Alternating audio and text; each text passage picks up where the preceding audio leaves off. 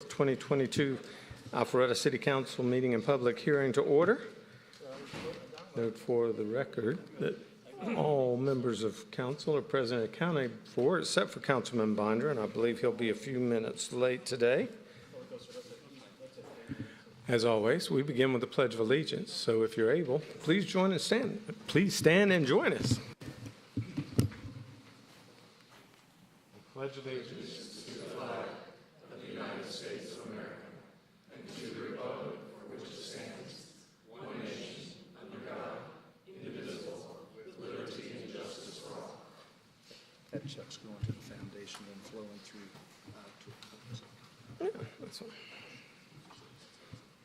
So to start off this evening, we'll have a presentation, and this is the Alpharetta Business Association Canine Donation Presentation. If members of ABA would please come forward, and members of the Alpharetta Public Safety Foundation would like to join us.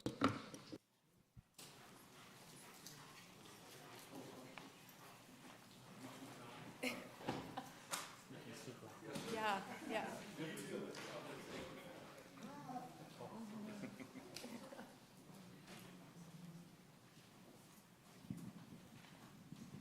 Well, good evening.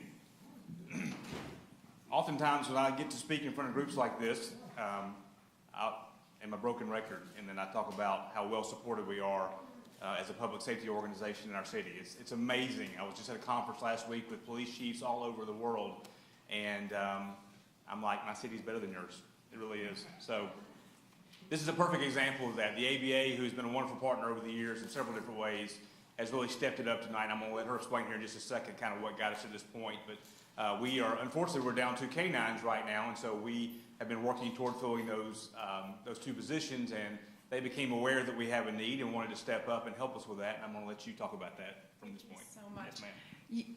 Oh, we're so thrilled. My name is Tracy Morton. I'm with the Alpharetta Business Association. On behalf of the ABA, we would like to thank the City Council for allowing us to be here today to present this very, very special gift to the Public Safety Foundation. The ABA has been an active presence and dedicated business professionals for over 25 years in Alpharetta. We work together to improve and support our local business climate and serve the greater community. The support of the city and our public safety department allows the ABA to hold such events as the very popular Alpharetta Farmers Market and the Blue Moon Festival, and it runs smoothly and safely because of them. We would like to show our appreciation to the City of Alpharetta and the Alpharetta Public Safety Foundation for all you do to support our events and our community. With this donation, the foundation would like to present a check for $7,000, $17,000, excuse me, to acquire and train a new canine police dog.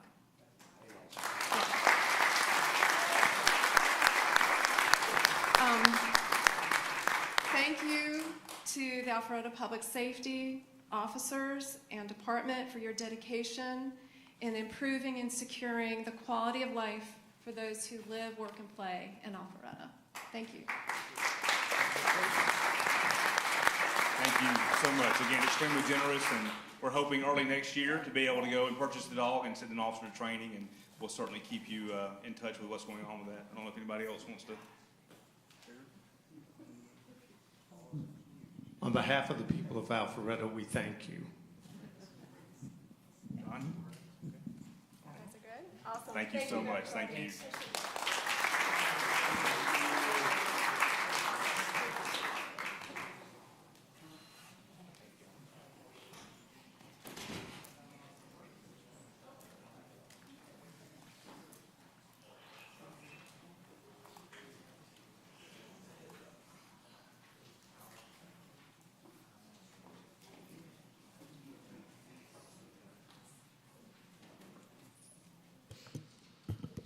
So the next item up on our agenda this evening is board and commission appointments.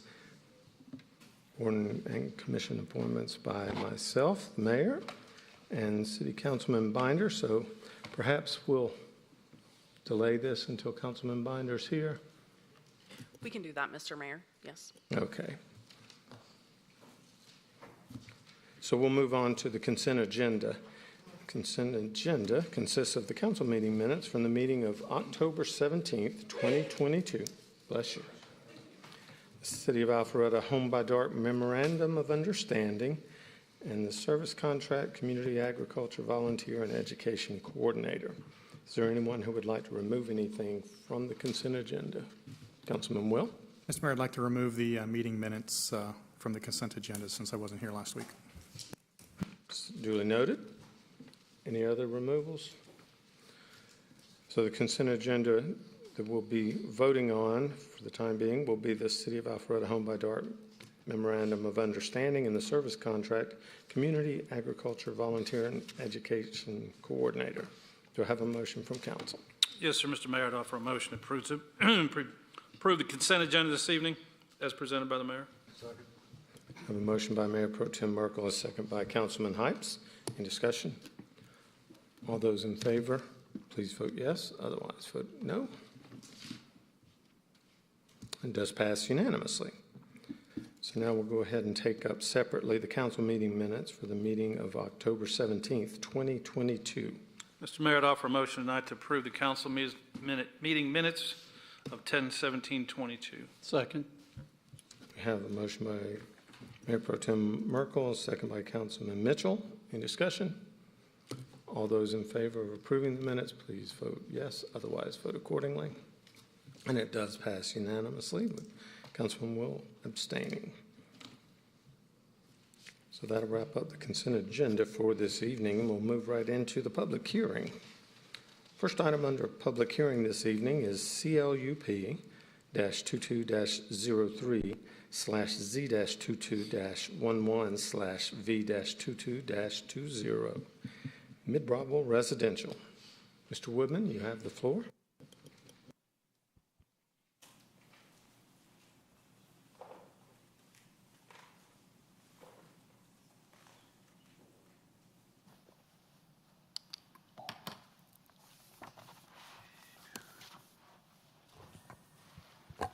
Good evening, Mayor and Council. The first item before you is a comprehensive land use plan amendment, rezoning and variances to allow for 17 for-sale single-family detached homes and 26 for-sale townhomes on 10.77 acres. The density is 3.99 dwelling units per acre. Comprehensive land use plan amendment is requested from commercial and medium-density residential to medium-density residential. A rezoning is requested from C2 General Commercial, O&I Office Institutional, and R10M Dwelling for Rent or for Sale Residential to R4A/D. Variances are requested to reduce minimum townhome width, reduce front and rear setbacks, increase maximum building coverage, and reduce undisturbed buffers. And I do have the location map on the overhead. This property is located at 510 Mid-Broadwell Road and 0 Broadwell Road rear on the southwest side of Mid-Broadwell and west of Wills Road. It's undeveloped property. It's heavily wooded property, does have an intermittent stream on the property as well. The Lex Apartments is located to the north and west of the development. Hunter's Oak subdivision is located to the south of the development, as well as the Cronin Cabinet Shop. And then we have Belvoir Manor and Broadwell Oaks across Mid-Broadwell from this property. As it relates to the variance request, this property does have an unusual shape. It's triangular shaped property, does have pretty significant topography on the property. This property is located just outside of the downtown, so the downtown limits are Wills Road, south of Milton Avenue or Mid-Broadwell, and then the limit north of Milton Avenue is the east side of the Belvoir Manor subdivision. So this development is outside the downtown, but just outside the downtown. The applicant's request for zoning, the R4A/D, represents a transition from the lower densities that you see out in the west side of the city as they transition to the downtown area, which is where you have higher densities. This is the applicant's site plan. There are 18 townhomes oriented to Mid-Broadwell Road. Those have a 35-foot setback from Mid-Broadwell Road. These are 2 stories from Mid-Broadwell Road. There are 3-story townhomes. There's 8 right here that are positioned behind those townhomes that are along Mid-Broadwell. And then the 17 detached homes represent the remaining portion of the property. There is a 50-foot revegetated buffer depicted adjacent to the Lex development. The first 30 feet of this buffer is shown to remain undisturbed, except for where lots D1 and D2 encroach on that buffer. And then the outer 20 feet of that 50-foot buffer is where they would revegetate that buffer, where they would grade and replant. And then they would have a revegetated buffer here adjacent to the Cronin Cabinet Shop. The average lot size of the detached product is just under 7,000 square feet. The townhomes are, most of the townhomes are rear-loaded, as I mentioned, the ones along Mid-Broadwell, with the townhomes here front-loaded. Townhomes are 24 feet wide here and 26 foot wide along Mid-Broadwell.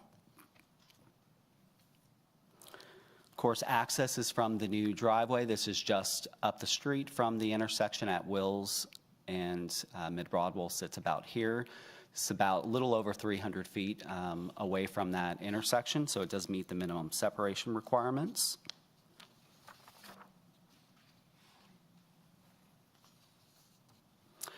Each of the townhomes, as well as each of the detached homes, will have the 2 required parking spaces in a garage, and then there'll be 2 additional parking spaces within the driveway.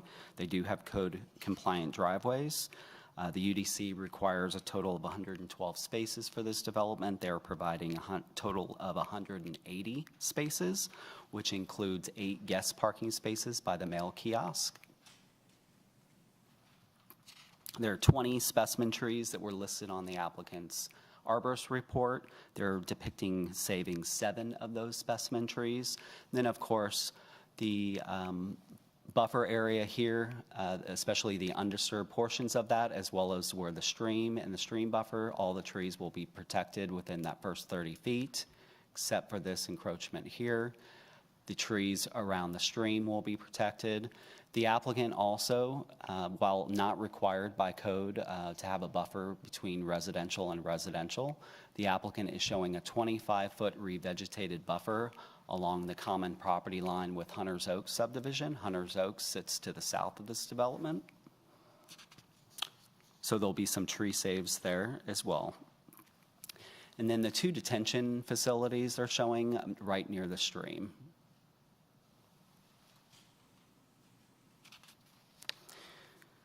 The applicant studied traffic along Mid-Broadwell and specifically looked at a westbound left turn lane into the development, as well as an eastbound right turn lane into the development, to see if either of those would be warranted.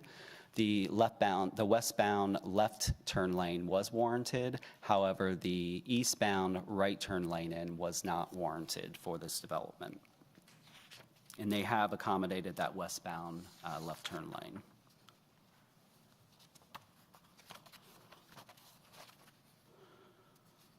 Of course, looking at this development, actually, before we go into those details, wanted to show the future land use map. So this is an area that is predominantly low-density residential on the west side of the city. But as you see, as you come down Mid-Broadwell, approaching the downtown overlay area, you see areas of high density and medium density with future land use. As I mentioned, the predominant future land use of this property is commercial.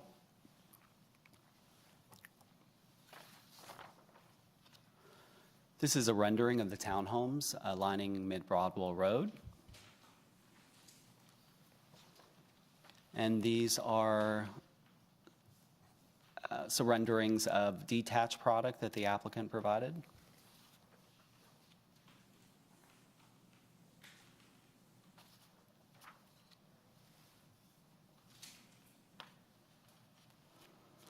course, looking at the applicant's proposal against the established review criteria, the area, surrounding area is developed with residential uses, not commercial, and a portion of the property already carries a medium-density residential future land use designation.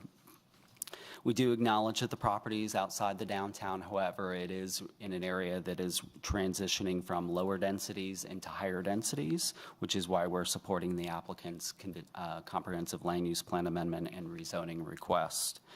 The original application that the applicant submitted to the city was for R8A/D.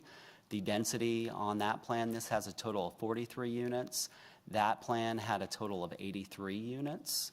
On the development, on the site plan, and they reduced the density basically in half from where they originally proposed it based on feedback they received at community zoning information meeting. As I mentioned, some of the hardships to point to the unusual shape of the property, as well as topographic challenges on the property to support the variances. The applicant did submit a citizen participation plan. They indicated that they met with Hunters Oaks residents on June 21st of this year. Some of the concerns identified at that time was a desire for a buffer adjacent to Hunters Oaks, which the applicant did provide. And then there was some discussion about some existing flooding problems near the western boundary of the property. City also received some correspondence from residents in this particular area. Concerns that we heard were concerns over density, traffic, timing of the traffic study. So the original traffic study was conducted before the school year started. The applicant did go back based on concerns from surrounding residents. They did go back and update that traffic study during the school year. The buffer variance was a concern. The request for a buffer adjacent to Hunters Oaks was identified. Stormwater, there was a desire to have a 1-to-1 lot ratio within this development adjacent to Hunters Oaks. At the time that that comment was coming up, the detached lots were proposed on the site plan adjacent to Hunters Oaks. The applicant actually flipped this, so they moved the detached product north and moved the road south, and then they provided a greater buffer. The previous plan where the detached directly abutted Hunters Oaks only provided a 10-foot buffer, so they provided a greater buffer with that change. And then, of course, city staff met with Hunters Oaks residents at their request on July 25th. That's where we heard a lot of those concerns. This applicant presented their request at 2 different community zoning information meetings. The first meeting was on July 13th. The plan that was submitted out on that date was the R8A/D plan. That was the plan with over 80 units on this development. It had a density of 7.75 dwelling units per acre. And there were a lot of the similar concerns that I've already mentioned were voiced at that meeting. And then, of course, the applicant revised the site plan, reduced the density, basically reduced it from 7.75 to 3.99, and they changed the rezoning request to R4A/D. They presented that plan at the August 10th Community Zoning Information Meeting. There are still some concerns with proximity of the project entrance to the Wills and Mid-Broadwell intersection, stormwater traffic, 1-to-1 lot ratio, and it was after the CZIM, August 10th CZIM, that the applicant actually flipped the detached and the road in order to address the 1-to-1 lot ratio concern.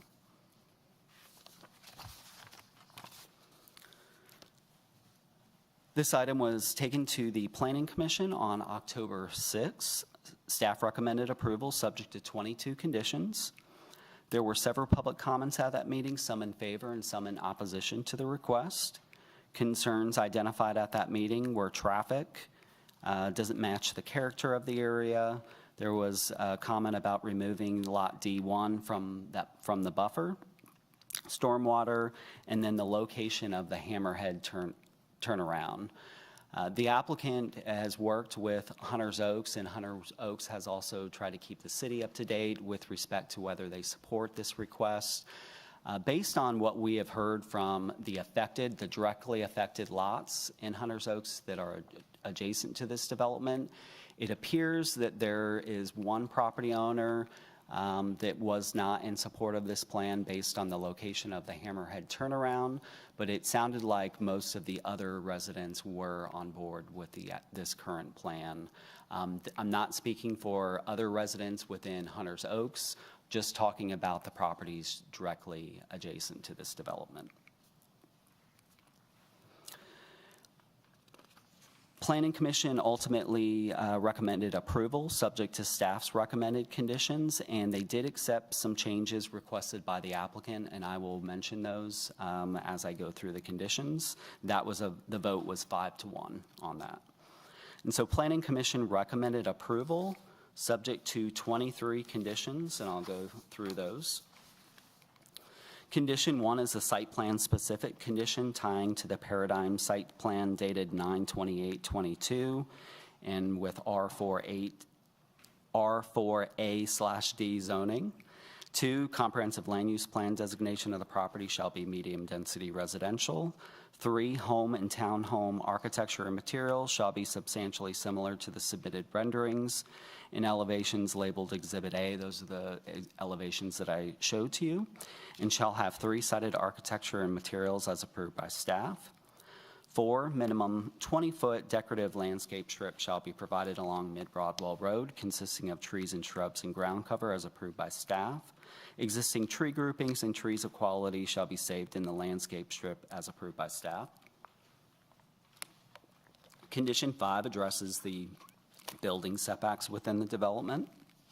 Condition 6, project frontage and entrance shall include a decorative wall, fencing, and ornamental plantings as approved by staff. Condition 7 addresses the 50-foot revegetated buffer. The applicant requested a sentence added in. The second sentence reads, applicant shall be granted a variance for the encroachment of lots D1 and D2 into the buffer as shown on the site plan. That was added by Planning Commission at the request of the applicant. And then the last sentence just addresses the 50-foot undisturbed buffer adjacent to the cabinet shop. Condition 8 addresses the 25-foot revegetated buffer that the developer offered adjacent to Hunters Oaks. Condition 9, per applicant's agreement, developer shall provide an 8-foot privacy fence. Our code only allows a 6-foot privacy fence on residential properties. The applicant, at the request of Hunters Oaks, asked for that to be changed to an 8-foot privacy fence, and that was changed by Planning Commission. Condition 10 addresses the detention facilities, having those developed with a natural appearance and improved as a neighborhood amenity. Condition 11, developer shall plant street trees in the 6-foot planter as approved by staff. 12 addresses the open space throughout the development. 13 addresses the Mid-Broadwell Road street frontage and how the developer shall improve that. Condition 14 requires the developer to remove exotic and invasive trees and shrubs within the stream buffers and tree save areas and replant where sparse. Condition 15, unfinished wood fences and decks shall not be visible from Mid-Broadwell Road. Condition 16, trees shall be preserved as depicted on the plan prepared by Paradigm dated 9/28/22. 17 requires additional tree groupings and trees of quality to be saved outside of required buffers. 18, streets less than 24-foot wide shall be marked no parking. 19, developer shall construct a westbound left turn lane on Mid-Broadwell at the project entrance to the site as approved by staff.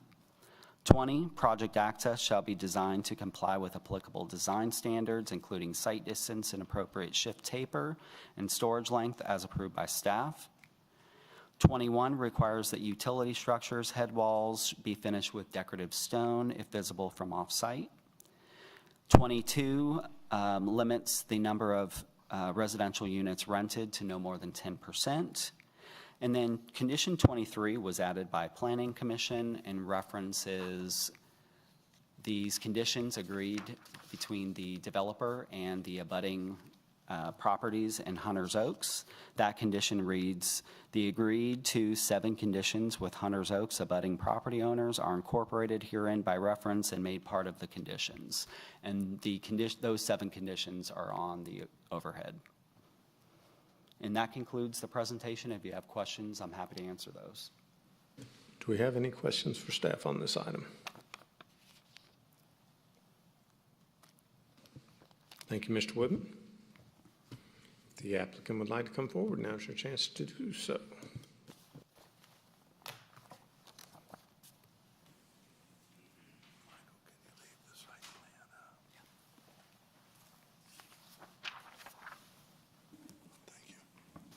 Mayor, members of the City Council, I'm Don Rollator.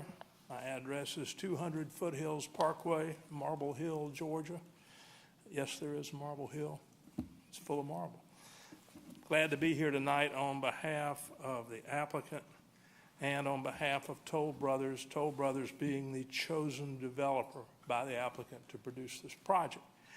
I think Michael's done a magnificent job of giving you a description of what the request is and where the property is. The only note I'd like to add to that is that 2 things. Number one, it's the most unusually zoned piece of property I've ever seen in the city of Alpharetta. I think Jimmy Buffett would say, how it got here, I don't have a clue. I don't have a clue, but it's interesting. The majority of it's zoned commercial. A good chunk of it is zoned office, and the tail piece is zoned for apartments. What a mess. So when you look at what's going on there, and then you look at the southwest side of Mid-Bravo Road, if you come from the fire station back into the city, past the fire station, you will find the Saddle Creek Apartments to the rear. You will find the Habitat for Humanity community next coming along that side of Mid-Bravo Road. Then you'll find the condominiums that have been there for a long, long time. And then you find the Lex Apartments. And then you find this piece of property. So we hope that we have proposed, and the staff and the Planning Commission support, a transitional use for this property that makes sense. Nobody wants any commercial development in their backyard, and I don't blame them. It's not a proper place for office. I'm thrilled that it's Toll Brothers that will produce this product. They have an excellent reputation in the city. They have good reputation in the city. They bought their position from Tom Sharp and Sharp Properties and have come forward from there and have enriched and enhanced the product that was brought there. So that's what we get to at this point. We've proposed 26 townhomes, and they're from $800,000 up, most of them up along the frontage of Mid-Bravo Road. And then we've proposed 17 single-family detached homes along the boundary line of Hunters Oaks, and those will run from $1.1 million up. I love the product that Toll Brothers produces. Michael went to in detail to explain to you what we did to soften the impact for the people in Hunters Oaks subdivision. Originally, the houses backed up to it. There was only a 20-foot setback, a 5-foot landscape strip, and a little old, we proposed a wrought iron fence, and that didn't make anyone very happy. The bad news was not only were the houses close, but you got to look at the backyard, which is where the grill is and where the hot tub is and where all those other amenities that everyone enjoys, but they're right up next to your neighbor. So we flipped the plan, and although only a 5-foot landscape strip was required, we put in a 25-foot landscape strip that will be revegetated to buffer standards along there.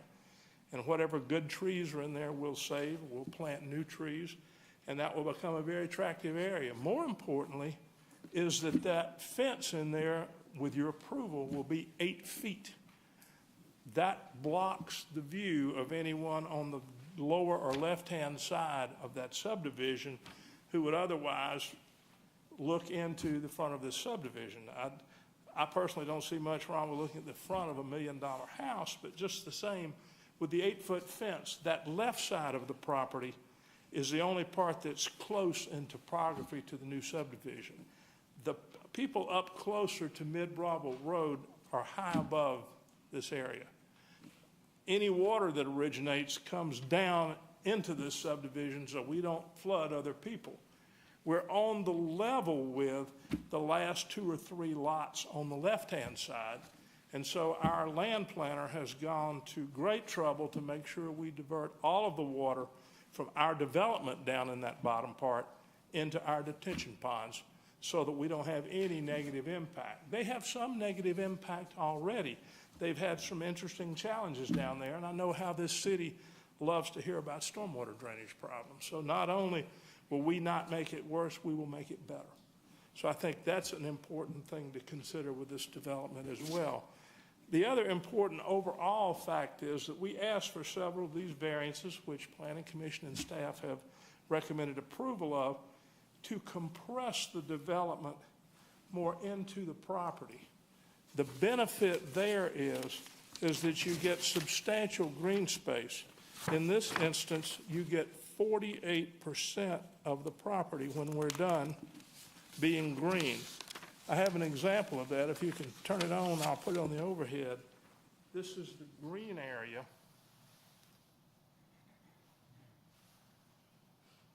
When we're done. And again, that's 48% of the development.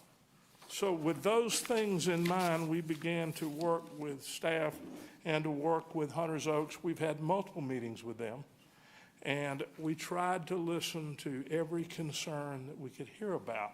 So we added those conditions that Michael showed you, make sure that we don't impact the lighting, that we don't do other things that cause problems, that we tend to the stormwater development, and do all of those things that make this a very plausible project. So we are asking you tonight to approve this application subject to the Planning Commission version of the conditions. There were only 2 minute changes from what staff had proposed to start with, and then in addition it added the 7 conditions that are important to the people in Hunters Oaks. We also heard some comments from people across the road in Broadwell Oaks and the other subdivision over there who were afraid they would be looking down onto the housetops there. I went and looked on Google Earth, and the Broadwell Oaks subdivision has a substantial line of trees between it and the roadway. There's one house on the other little subdivision right up on the corner that may get some view over the cabinet shop and into this subdivision. But our wish is that when they look down there, that they find a very pleasing and plausible product that attracts people to this city. We're still suffering a housing shortage in the city of Alpharetta. We don't seem to be able to put enough good houses up quick enough to staunch the demand. I'm fascinated. I work in an office with a mortgage broker, and I listen to him cry and complain about what's going on out in the northern suburbs and how the market has withered and died somewhat. And we don't see that here. Everything that's put up, there are people standing in line to buy it. That's a credit to this city and what this city has created and what it's done. With it being a tech center, with it having downtown, with it having Avalon, with it having the park system that does, and with the trail system coming up. I saw the additions to that are to be approved. I'm excited about it. $15 million, I think. Fantastic. So this subdivision is designed to be a part and parcel of that product. At this point in time, I would ask you, if you have any questions, we have representatives from Toll Brothers here. We have our land planner here. I'll answer what I can if necessary. Other than that, we'd like to close our presentation on the front side and reserve time for rebuttal at the end. Thank you, Mr. Mayor. Thank you, sir. Do we have any questions for the applicant?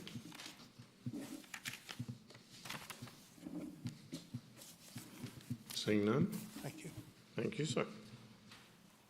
Ms. Shapiro, do we have any public comment cards on this item? Yes, Mr. Mayor, we have 2 that have been submitted at this point. Our first speaker this evening is Karen Miller. if you would like to come forward and just state your first and last name and your address into the podium microphone here, and please address all of your comments to mayor and council. Karen Miller, and it's 5345 Hunters Oaks Drive. And I am just here, basically Michael and Dawn covered everything that I would want to say. We have worked throughout the process with the development team. They have been accessible and ready to meet with us and discuss any of our concerns all along. So my husband and I, our property borders, will share the property line with this development. And we are pleased with this latest site plan. I feel like we've made a lot of progress, and this is something that I think we can live with. And I am only speaking to the detached homes, the townhouses. That's something that we don't border. So I think that's pretty much it. And I sent an email this morning, so I think I covered everything. Thank you, ma'am. You said we had 2 public comment cards? Yes, Mr. Mayor. Our second speaker this evening is Pamela Clark. If you would also like to come forward, just as a reminder, state your first and last name and your address at the. And as she comes forward, if there's anyone who hasn't submitted a request, you can still come up. Just wanted to let you know. Good evening, everyone. Pamela Clark, 5325 Hunters Oaks Drive, Alpharetta. I am a neighbor in the subdivision in question, and my home sits at the Hammerhead, right, opposite the Hammerhead and D1 house. My concern is I've lived in Alpharetta in that same house for over 30 years. Never had a problem. No one ever. The wooded area, the nature, we enjoy that environment. My concern is for, like was read off, the runoff of water, the loss of nature, the loss of the trees, and the lighting and the noise that would come from that road that is proposed. Yes, it is the best plan that was developed with us and the developer. However, my concern was that we don't have to agree to use allow the I'm sorry, I don't remember the buffered area. The D1 house does not need to be there. There are plenty of homes in that area, and to say that Alpharetta is in a hardship for homes, I'm having a hard time with that, with all the development that's going on in Alpharetta. However, the 50-foot on the buffer, if we remove that D1 home, we don't have to agree to disturb that buffer, and then the Hammerhead Road could be pushed further up in that area. It is a small area of land, 10-point-something acres, and as many, I don't understand why so many homes are being squeezed into that small space. If we did the 1-to-1 ratio of homes, the single-family homes, that would be fine. A lot of the neighbors that are affected by this did not come tonight, and they are to the point frustrated because there are just too many homes that are opposite them. When you have 2 and 3 homes in your line of sight where you didn't have it before, you had trees and nature, it's just too many homes. So I'm opposed to that. If there's another plan, and I said it at the planning committee, if there's another plan that would allow for that D1 home to be removed, the Hammerhead could be pushed more forward, that would allow less, I believe, runoff, because we do have a water problem, and we've always had a water problem, yes, but I believe that it would be worse. The more land you try to take away, to allow for the runoff of the stream or the creek that's there. So I'm asking you to relook at what's being proposed and maybe come up with another plan, particularly for the runoff of the lower portion, because yes, it is on a gradient. It's higher, and then our homes and the homes that are at that very tip that was not being that's being left alone, because it is truly a problem with water, would be resolved if we did less, if we took less of the land to build homes, that one home is not going to make a difference. And I just feel that there's so much of a financial issue that's going on with this property that it does not take into consideration what homeowners have lived and enjoyed for, as I said, I've been there 30 years, and I know some of the other neighbors who have not shown up tonight, but I've been there for 30 years, and I know what the environment is like. It's not, we're not downtown. If I wanted to live downtown, I would live 1 mile downtown. I chose to have my house built in an area where it was low density, fewer people, fewer neighbors, not all of this traffic up and down the road. And I just don't understand why we are taking on this venture. Well, I do, from a financial perspective, that there are, the city wins, the developer wins, but the homeowners don't win. So there's no win-win for the homeowners. There may be a win-win for the city. There may be a win-win for the developer. So I would like you to think about that before you agree to have this development go forward. Thank you. Thank you, ma'am. Is there anyone else that would like to come forward and speak on this matter?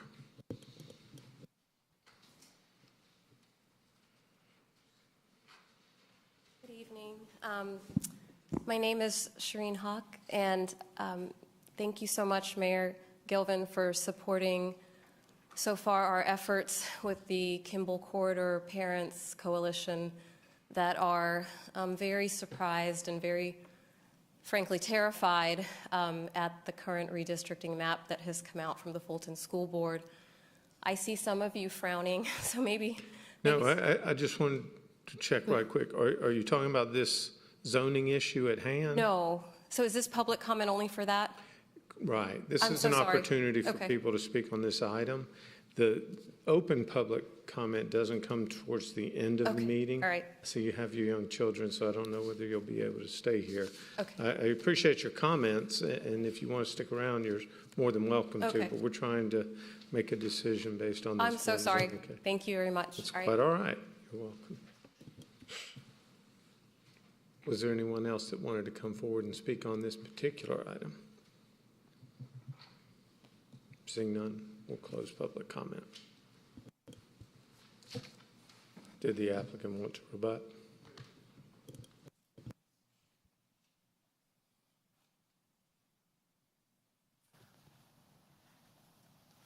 I'd just like to make a couple of very brief comments in rebuttal. Most importantly, we completely revamped and redesigned this subdivision for the benefit of the people in Hunters Oaks along its boundary. There's 25 foot of what will be revegetated buffer to buffer standards. There's a 26-foot road. There's a 20-foot front setback.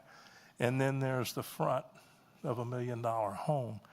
Assisting that more is that within that 25-foot revegetated buffer, we've constructed an 8-foot fence.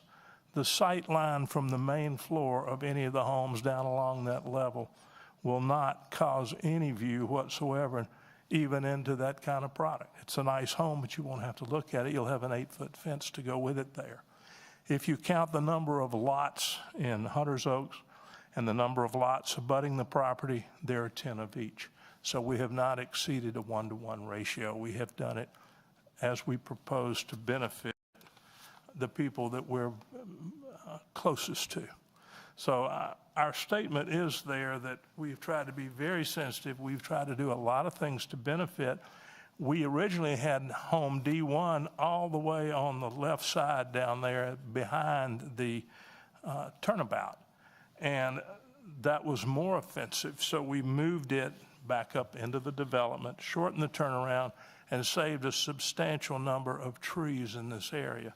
The last point I'd like to make for you is that Barry Dunlop, our engineer, has designed this development so that that buffer along Mid-Bravo and then the road catch all of our water and turn it up into our detention areas.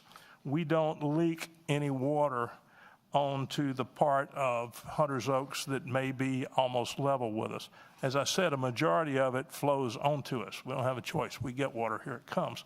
But down at the bottom there, we are lifting and changing our grading so that whatever hits in that subdivision will be directed toward the detention pond and on toward the apartments rather than toward our neighbors further to the left through Hunter's Oaks.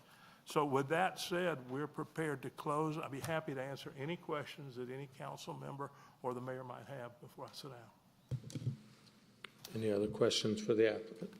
Councilman Dorito. Thank you, Mayor. Mr. Roleta, thanks for your presentation. I also want to thank you and Toll Brothers for addressing some of the neighbors' concerns. I was part of the community information zoning meeting initially to listen in, and you know, suffice to say, the plans come a long way from the initial plan. So I appreciate Toll Brothers listening and making some significant changes. With that said, I still have some concerns. I noticed the traffic study wasn't addressed. I'd like that to be addressed in a minute, but before we get to that, can you speak to Ms. Clark's comment regarding D1 and why that needs to be there versus encroaching upon the buffer and Yes. possibly removing that? Yes, we moved D1 from where it was down in the corner, where it destroyed more trees and fit completely within the buffers without any penetration there. And because of the concerns of the neighbors of having homes that far into it, we relocated D1 back uphill into the property and shortened the hammerhead. Now, this hammerhead is not a turnaround, Mr. Dorito, where people would come down there and make a loop and go back out into the street. It's for the purpose of emergency vehicles, fire trucks, ambulances, and large delivery trucks that might have a problem turning around when they deliver the furniture there for the first time. So it's not an obtrusive thing, but we feel like with all of the pluses we have put in with 25 feet of buffer, with an 8-foot fence, with moving the homes up, that we have done what we need to do, and we have to reach a certain yield there to make the project work. These are wonderful homes. People are standing in line to buy them, even today. That's Alpharetta. So we would propose that what we have proposed here is an ample solution. It was approved by the Planning Commission 2 weeks ago, and we think it's a reasonable solution. I think there was a, I'll ask Mr. Goodman or Kathy this credit. I think it was a 4-2 vote at the Planning Commission, but I may be wrong. 6-1. But 6-1.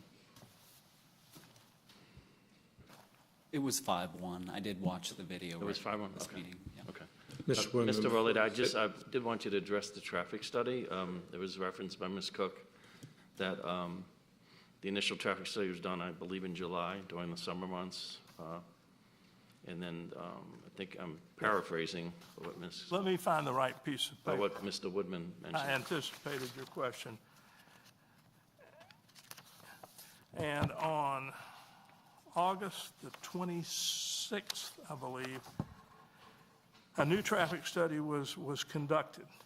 On Thursday, August 25th, 2022, during school times. The result of that was there was an increase in total vehicles in a day from 11,728 to 12,776. So we did take the new sample, run the new numbers, but it doesn't affect the traffic generated in the subdivision. We had those figures run with 43 total homes.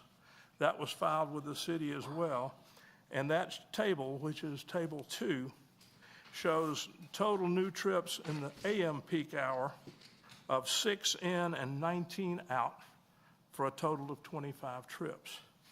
On that same chart, on the PM peak hour, it shows a total of 21 trips in and 12 out for a total of 33. So you have 25 peak hour trips in and 33 out.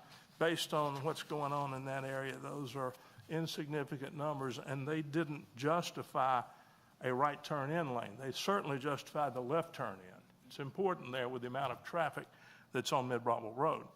But the numbers from the traffic specialist, Mr. Arcampora, said that there's no use losing all of that vegetation, sidewalks, and bushes on the front to bring a right turn lane in because so little of the traffic is coming in from that side. It's 80% the other way and 20% that way. So those were the figures. Those items should be in your report. If not, I'll be glad to lend you my copy. Okay, thank you. Councilman Binder? Mr. Rollator, I apologize. Was running in late and trying to get acclimated here. The buffer for the D1 side, let's say, the height, I don't know the topography of that, but the height of that between the new homes and the existing homes, is there going to be any problem, say, if somebody's backing into their garage like I do and my wife makes fun of me all the time for, but of headlights going into the house or anything? No, the level in the garages there, those will be front entry garages. And they're, like I say, a minimum of 71 feet from the property line. So you'll come down the road. If you're coming down the road, Hunter's Oaks is to your left. You got the buffer, you got the road, and then the house is on the right. So you'll turn into the garage there, the headlights, it all will be going into the garage.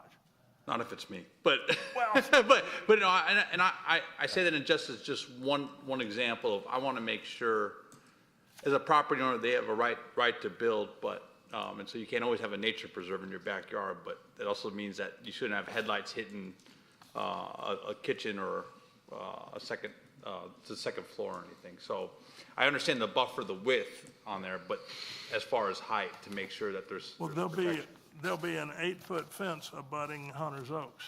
Okay. And so the ones down low, the one homeowner who expressed her dislike and complained is just about on level with the houses that will be across the street. And with an 8-foot fence within that buffer, she shouldn't see anything on the bottom floor.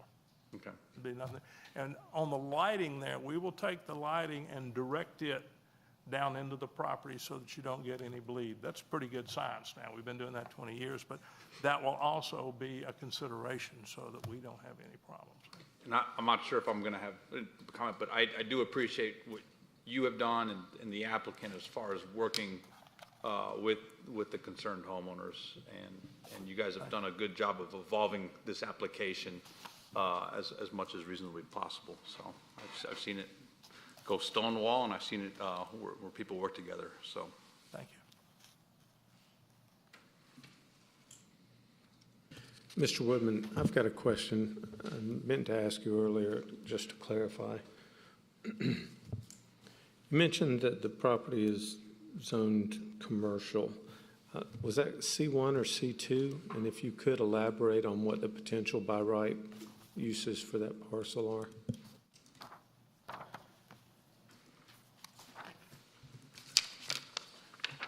Yes, Mayor. The property currently has zoning of C2, so general commercial. It's on this piece here. There's a diamond-shaped piece right about here. It's about an acre, a little less than an acre, that's O&I. And then the tail end has the for rent zoning on it, the R10M on this piece right back here. But the bulk of this property right here is C2 general commercial.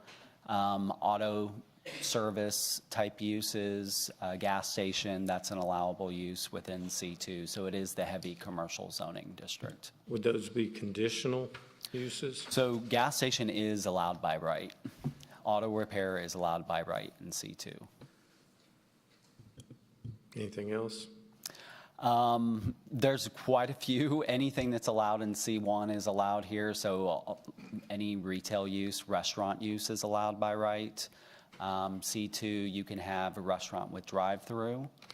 A car wash is conditional in C2. Okay. Variety of heavy commercial uses. Yeah, I was just trying to frame in my mind the potential uses. Okay, thank you. Mm-hmm. Councilman Mitchell? Thank you. I have a question for you as well. Sure. Are you all comfortable as a staff with the water runoff and the plan that's laid out in place? Our stormwater engineer did review this application. She was also involved in the meeting that we had with Hunters Oaks folks. And yes, she has signed off on this. Any conditions that she felt that were needed with this development would have been included within the conditions. But yeah, she has signed off on this, and she didn't find that there were any particular problems. Okay, and a follow-up on Jimmy's question. It's also allowed by right the rental across the front?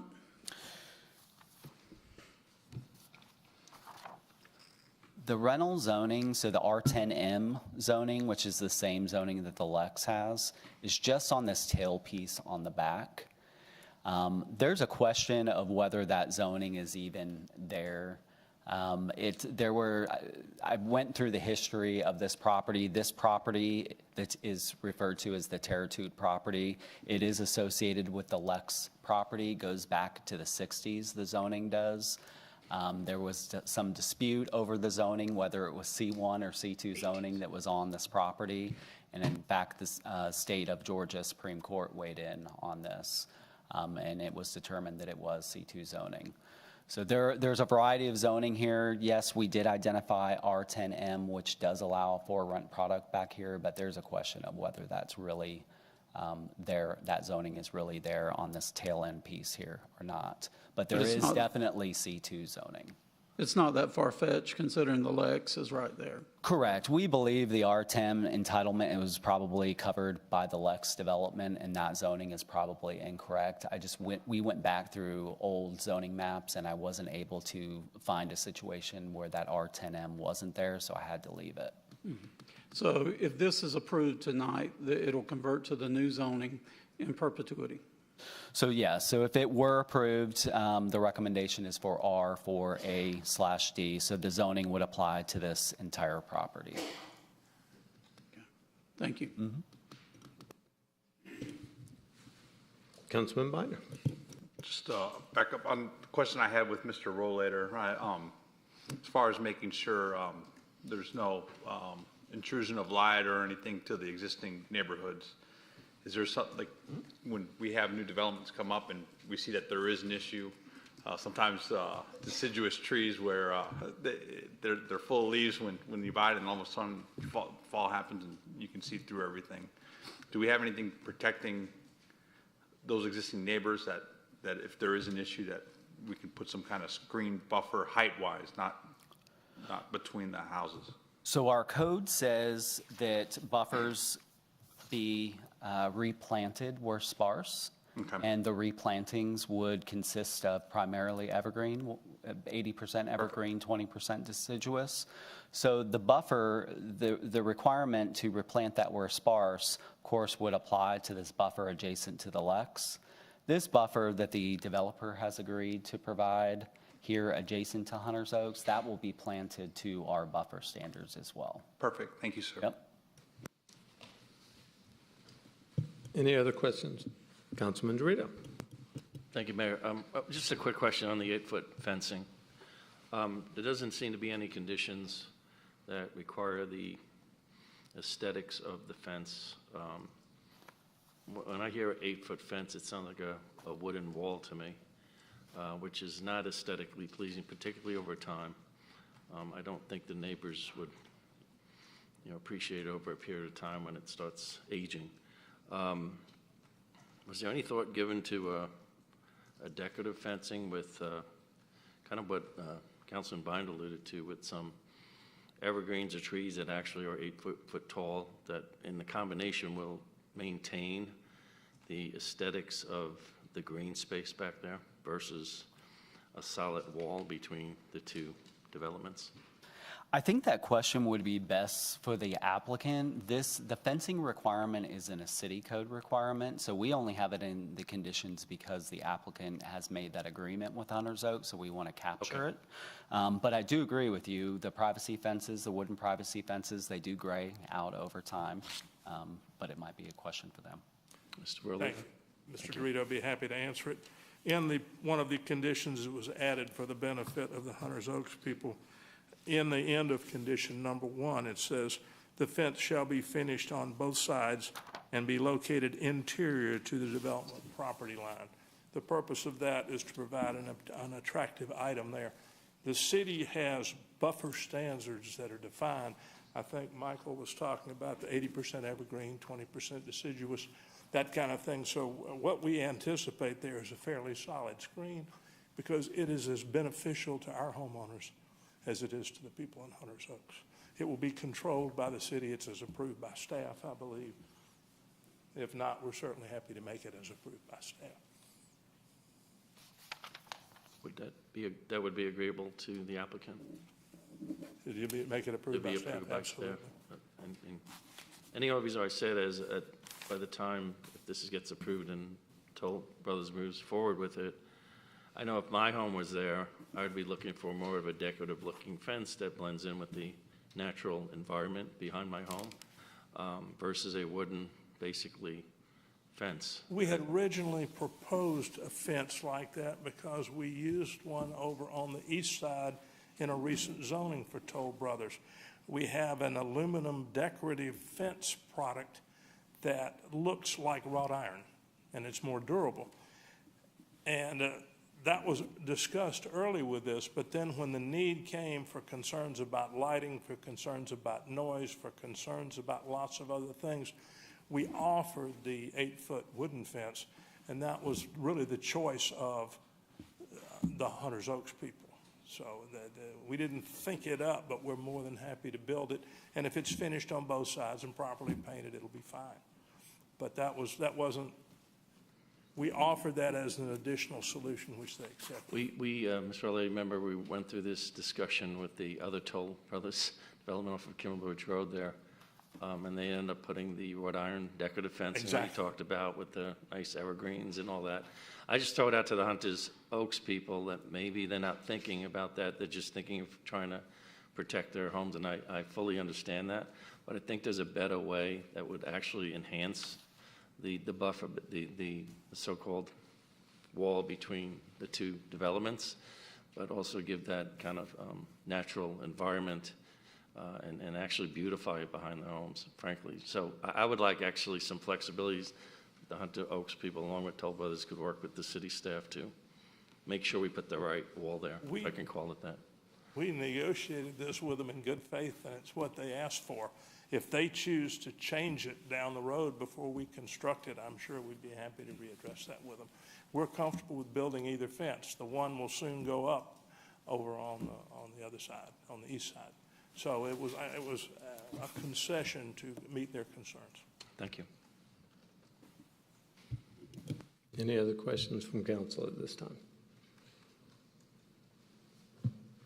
So we've already had public comment. Do I have a motion from council?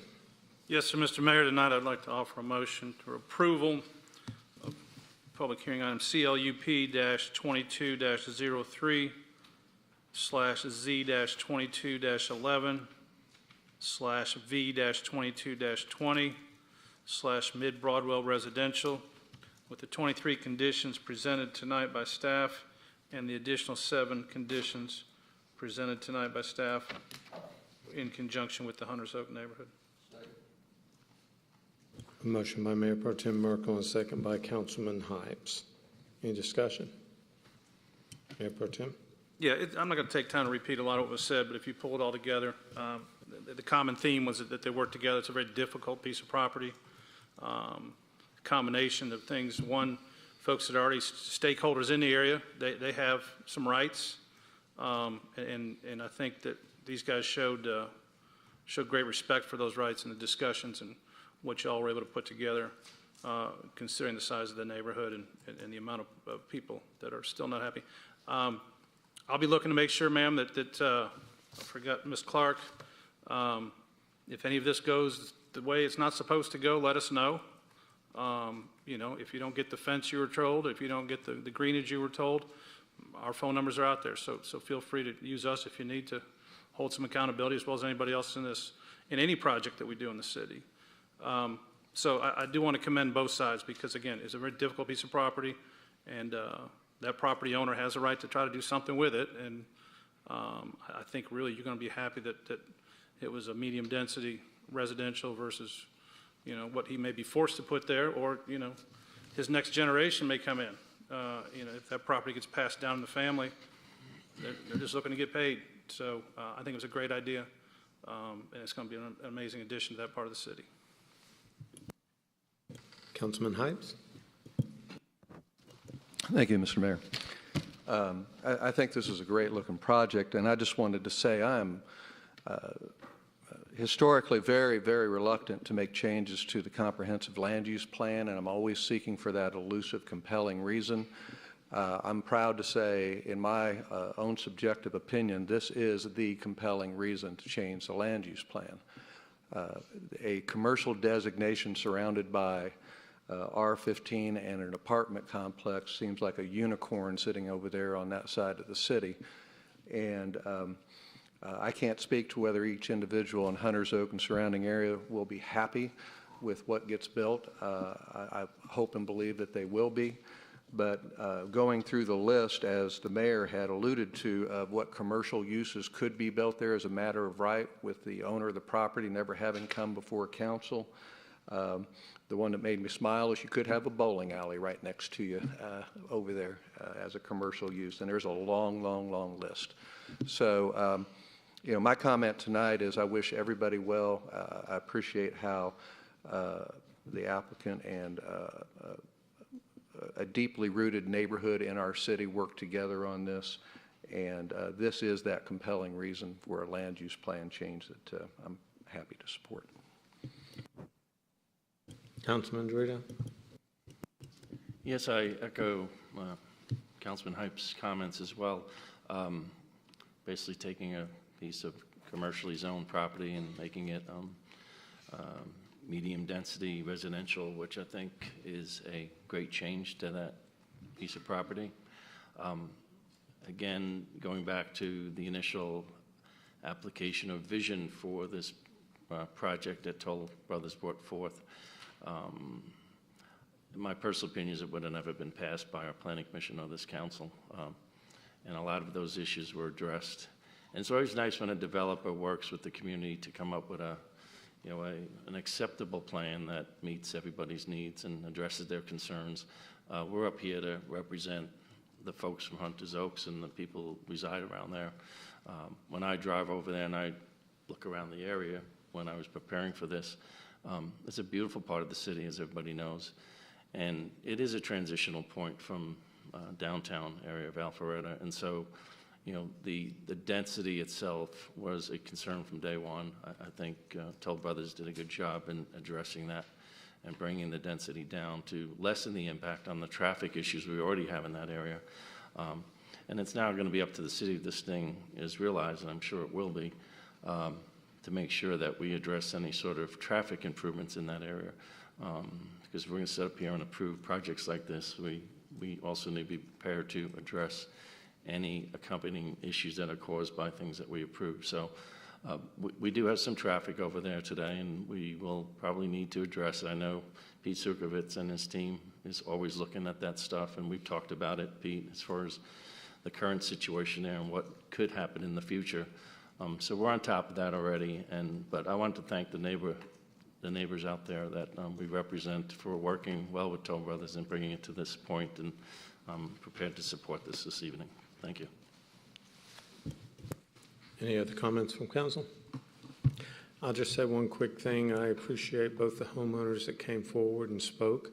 I know that takes a lot of courage for most people to come down to a city council meeting and stand up and talk to us. Unfortunately, with only two people speaking and both of them having different points of view, it wasn't really decisive in my decision, because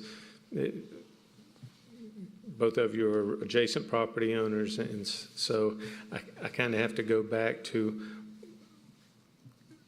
the fact that I've seen zoning decisions where residents were happy when they left here and it wasn't zoned a certain way behind their houses, and then 2 years later something came back and they were not happy. And so, especially with something with a commercial zoning back there, I think they could do it and we wouldn't have any conditions. We wouldn't be able to get them to plan anything. We wouldn't be able to require anything, because if it's owned by right, there's nothing we can do about conditions because they don't need a rezoning. And so that's why I support this application. That being said, in the matter of CLUP-22-03/Z-22-11/V-22-20 Mid-Broadwell Residential, the motion was to approve with the conditions as outlined by Mayor Pro Tem Merkel. All those in favor, please vote yes. Otherwise, vote accordingly. And it does pass unanimously. If I could, I apologize on my late arrival here. I had a last minute pickup for my daughter at soccer practice. But on that note, this young lady here, I would like to see if I can make a motion so that she can participate in the civic process and she can get her kids to bed early in there. So I'd like to make a motion to amend the agenda for public comment and to move it up next and hopefully get a second. I was going to ask the public if they minded if I allowed this young mother to come forward anyway. We can do it formally if we'd like, but I'll second that. Please come forward. We typically allow 3 minutes for a public comment. I want to apologize, first of all, for causing a little bit of a problem. It's okay. It's always good to see new faces. Okay. Well, council men and women, we are so thankful that several of you have communicated with us your support of the concern over the Fulton County School Board redistricting process. We as parents got involved back in August. In September, we were apprised of how this would work. We were told by the Fulton County School Board that their primary agenda would be to offload or rebalance elementary school capacity and to look at the opening of Crabapple Middle School. We have reached out to our school board member. We've been very engaged in the process. We have attended all the meetings, and we've had a very active level of community engagement. On Tuesday, October 18th, our entire life turned upside down when all of the maps that were presented at round 2, they were not represented in map 4. So along Kimball Bridge, which is a 2.6-mile stretch of road, they have divided the community in a very choppy way where one neighborhood on one side of the street will attend Haynesbridge Middle School and Centennial High School. The neighbors across the street will attend OC, Webbridge, and Alpharetta High School. Currently, this plan is dividing friends who have been together, I'm trying not to cry, but families. I moved to Alpharetta for a lot of reasons. I'm an anesthesiologist. I practice medicine. I have a very stressful life. I tried to cohort my children's schools, their activities, my job.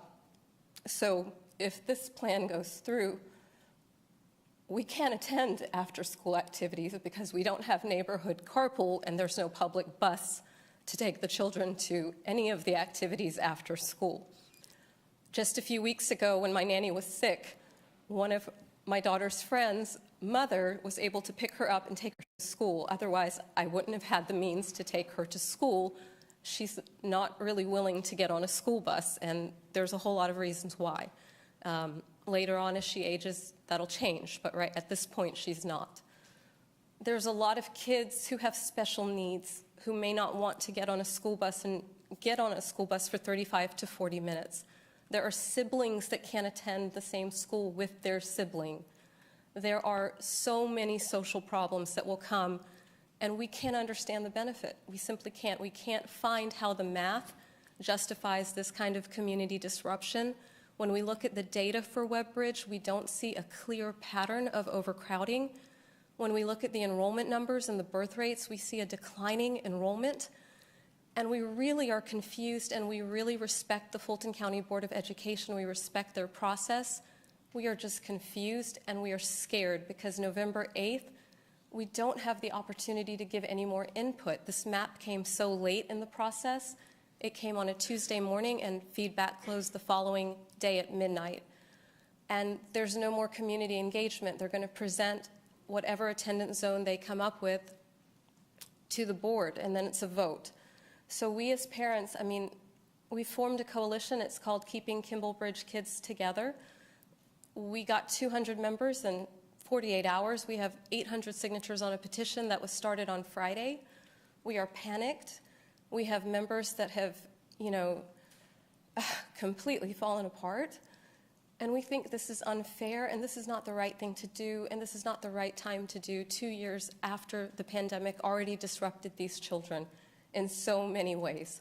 Why are we isolating these pocket of children? Why are we causing more problems than we're solving? Is this really necessary? Can they show us the case? Can they explain to us how they got there? Can they provide us a traffic study? Can they provide us, the promise that if they do this, then there will be public transportation for all the elements of public education, not just the school day? So if you will write your letters. We're going through the process. We're trying to stay positive. We are linking up neighbor to neighbor, and we're not saying anything negative about the process. We don't want overcrowded schools. We agree Creekview is overcrowded. Rebalance Creekview. But please don't tear this community up. I love Alpharetta. It has been an amazing experience.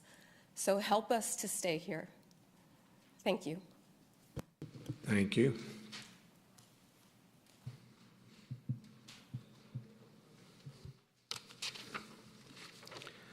So the next item up on our public hearing agenda is CU-22-08, Pavlova by Marion, 302 North Main Street.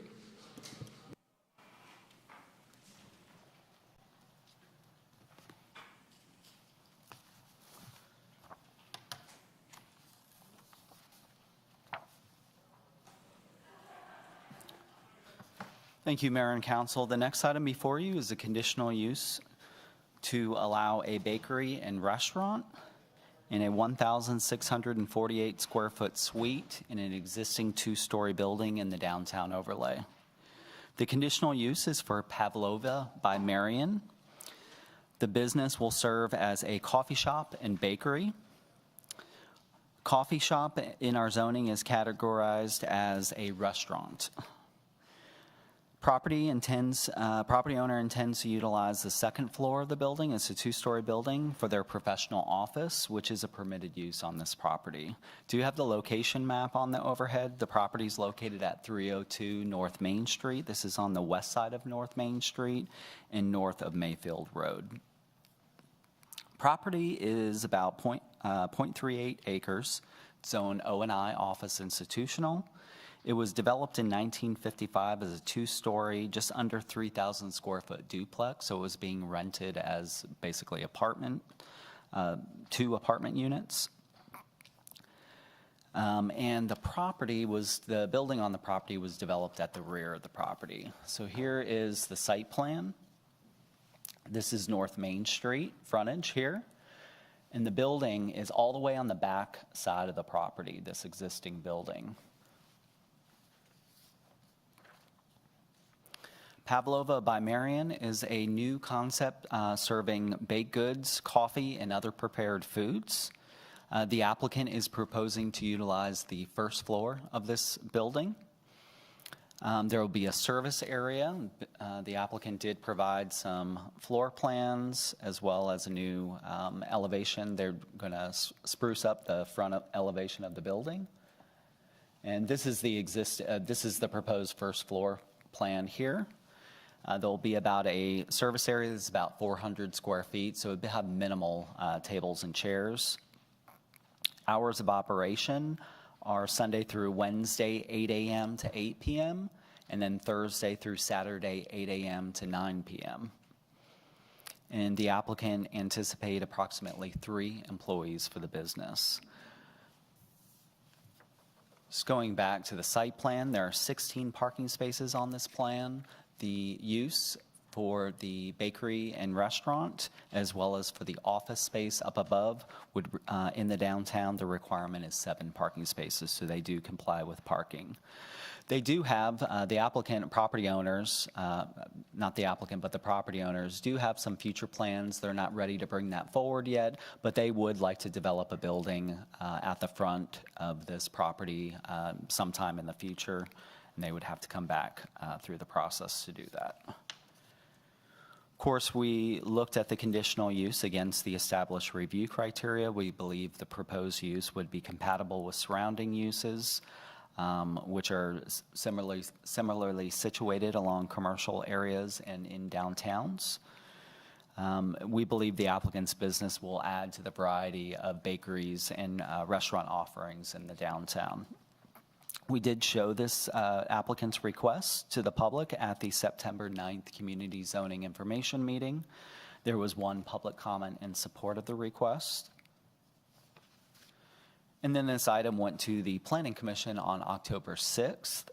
Staff recommended approval subject to 6 conditions. There were no public comments at Planning Commission, and Planning Commission recommended unanimous approval subject to staff's recommended conditions, and they did make a change to the hours of operation at the applicant's request. Staff Planning Commission recommendation is to approve CU 22-08 Pavlova by Marion /302 North Main Street, subject to the following conditions. 1, restaurant and bakery shall be added as conditional use at 302 North Main Street and limited to no more than 1,648 square feet. 2, conditional use approval shall be limited to Pavlova by Marion. No additional restaurant or bakery uses or subleasing shall be permitted within the approved space.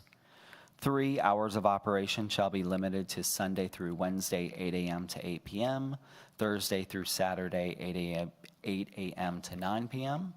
4, developer shall provide the required 10-foot landscape strip along the property frontage, parking lot landscaping, and 5-foot landscape strips along the north and south property lines as approved by DRB.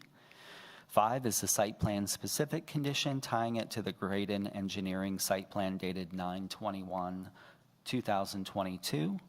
And 6 is the change to the front building facade, tying it to the elevation prepared by Atrium Design LLC, dated 4/11/2022, with final approval by DRB. This is on Main Street, so it would go to Design Review Board, as well as being in the downtown. And that concludes the presentation. If you have questions, I'm happy to answer those. Councilman Hobbs.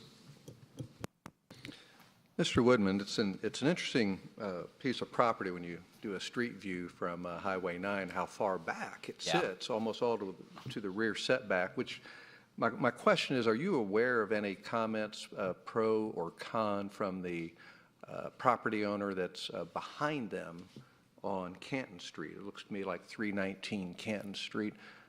So I have not received any comments from the public sent to me by email. We did receive 1 comment in support at the Community Zoning Information Meeting. I'm not sure if who that came from, that particular comment, but I'm not aware that we have received any comments for or against from that property owner. But to your knowledge, it was properly noticed for the community to weigh in on? Yes, it was. All right, appreciate it, thanks.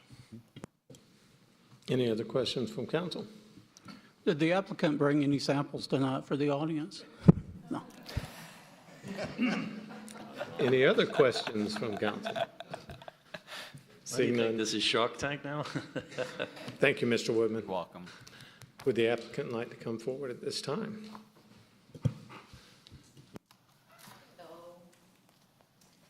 My name is Marian, and I'm just here to answer any questions that you have. And I didn't bring nothing, but you can go and visit me when I open. With your wallet. Yeah, you can visit the place. Any questions for the applicant? Thank you, Marion. All right, thank you. public comment cards. We do not, Mr. Mayor. However, if anyone would like to come forward and speak on this item, now is your chance to do so. Seeing none, we'll close public comment. Do I have a motion from council? Yes, sir, Mr. Mayor, I'd offer a motion tonight to approve CU-22-08 Pavlova by Marion/302 North Main Street as presented tonight with the 6 conditions. Second. I'll second. Have a motion by Mayor Pro Tem Merkel, a second by Councilman Dorito by a nose. Any discussion? All those in favor of the motion to approve CU-22-08 Pavlova by Marion, 302 North Main Street, with the conditions as outlined by Mayor Pro Tem Merkel, please vote yes. Otherwise, vote accordingly. And it does pass unanimously. Congratulations. Final public hearing item this evening will be CU-22-07/Peachtree Immediate Care/870 North Main Street. Director Cook. And just a housekeeping note, I believe we'll go ahead now that we have some of the appointees after the public hearing before we get to the new business, if that's okay. Please proceed. Thank you, Mayor. The next item, the applicant, Peachtree Immediate Care, is requesting a conditional use to operate a clinic in a 4,058 square foot building, which was previously developed and used for an IHOP. The Fulton Greens master plan requires a conditional use in order to allow the change to a clinic from the restaurant. Property is located at 870 North Main Street near the northwest corner of North Main Street and Windward Parkway. If approved, it would allow Peachtree Immediate Care to operate the clinic. The building, again, previously used for the IHOP, and that was part of one of the allowed uses within the Fulton Greens master plan. The building was built in 2003, and it's only operated as a restaurant since that time. And it's subject to the Fulton Greens Master Plan Pod A, and let me put the site plan here. Of course, to the north and the east is the Lowe's. The Burger King is located to the east of the property, and then you have the retail that's located across the street to the south. Site plan of the existing site. There are several parking spaces. They actually have more parking spaces than are needed. There are 54 parking spaces, although the code only requires 20 parking spaces. And Peachtree Immediate Care operates 53 different urgent care clinics throughout Georgia. And they're the exclusive urgent care partner of Emory Healthcare.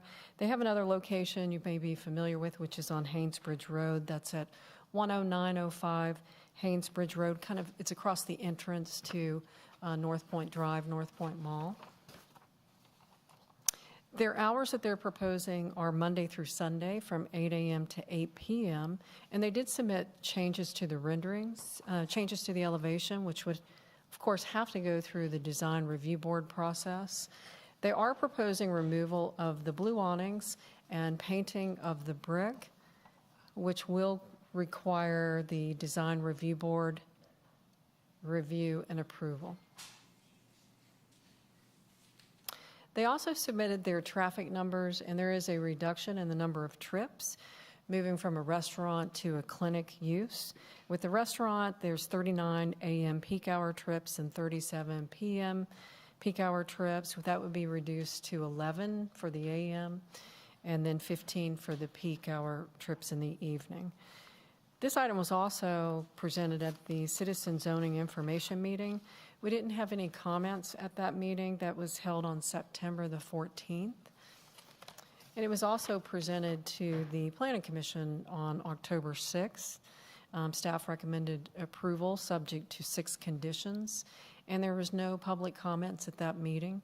And after discussion, the Planning Commission did recommend unanimously to recommend approval to the City Council with 6 conditions. Number 1, clinic shall be added as a conditional use at 870 North Main Street and limited to no more than 4,058 square feet. 2, conditional use approval shall be limited to Peachtree Immediate Care. No additional clinic use or subleasing shall be permitted within the approved space. 3, clinics shall be limited to an urgent care clinic. 4, exterior changes to the building shall require final approval by the Design Review Board. Existing blue awnings shall be replaced with awnings approved by DRB. 5, hours of operation shall be limited to Monday through Sunday, 8 a.m. to 8 p.m. And 6, property owner shall assess site landscaping and replace missing, dead, or dying landscape material as approved by staff. And that should actually say as approved by Design Review Board. Apologies, since they have to go through Design Review Board for the elevation change. This assessment shall include monument sign landscape material as well as trees, shrubs removed by the GDOT construction. And that is the Planning Commission recommendation. If you have any questions, I'll be glad to try to answer those. Councilman Mitchell. Ms. Cook, the number 6 condition, I've noticed when at Lowe's, that site has some, it's the landscape material on the backside is so overgrown and so old. It's just taken over, and it does not have the Alpharetta look at all. Is there any way this could be worded so that they can reassess the existing landscaping so that we can send that to DRB with the confidence that? And I think number 6, it does. And we even went so far to make sure that we pointed out that you have to include the monument sign landscaping, because exactly what you've seen, we see some of those shrubs are so large and it's kind of an outdated look. So I think that the applicant can talk more about what they plan to do. But we even included, as well as trees, shrubs that are removed by GDOT. So that will be something that's required for the Design Review Board. So you're comfortable that number 6 addresses that fully? Okay, thank you. And it does, on 6, it does need to say as approved by DRB instead of staff. Any other questions for staff? Thank you, Director Cook. Yes. Would the applicant like to come forward at this time?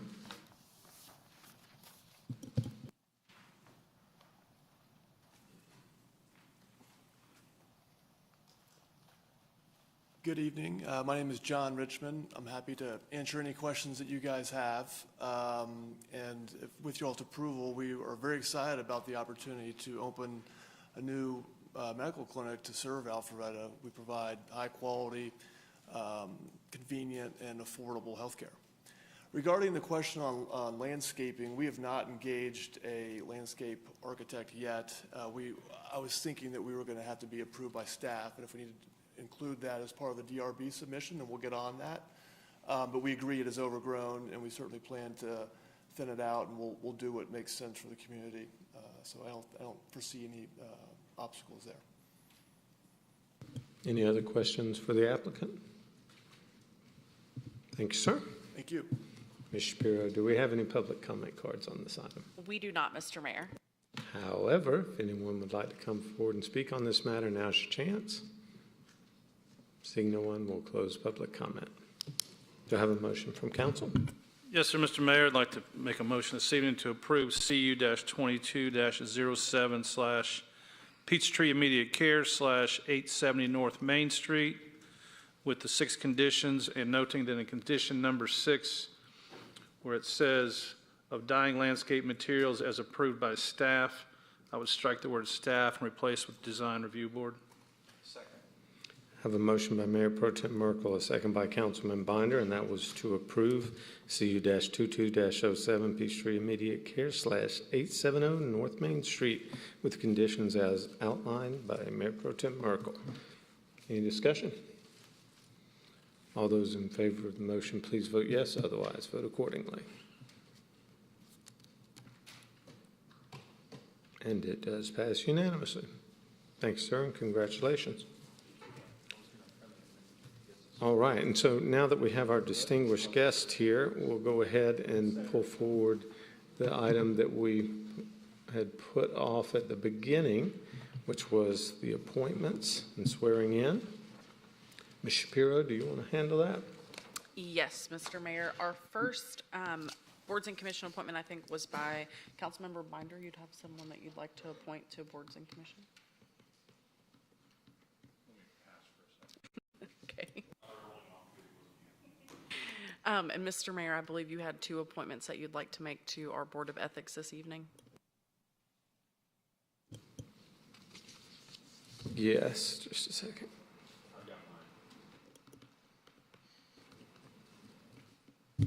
Councilman Binder, feel free.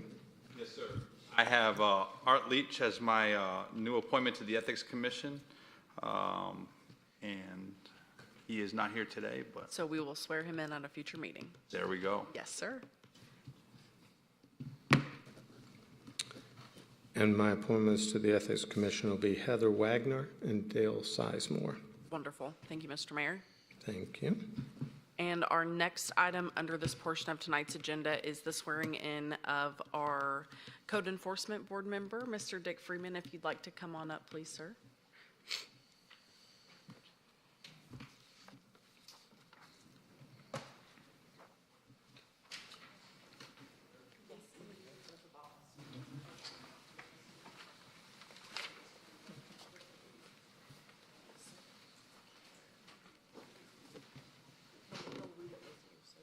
Stand right at the podium.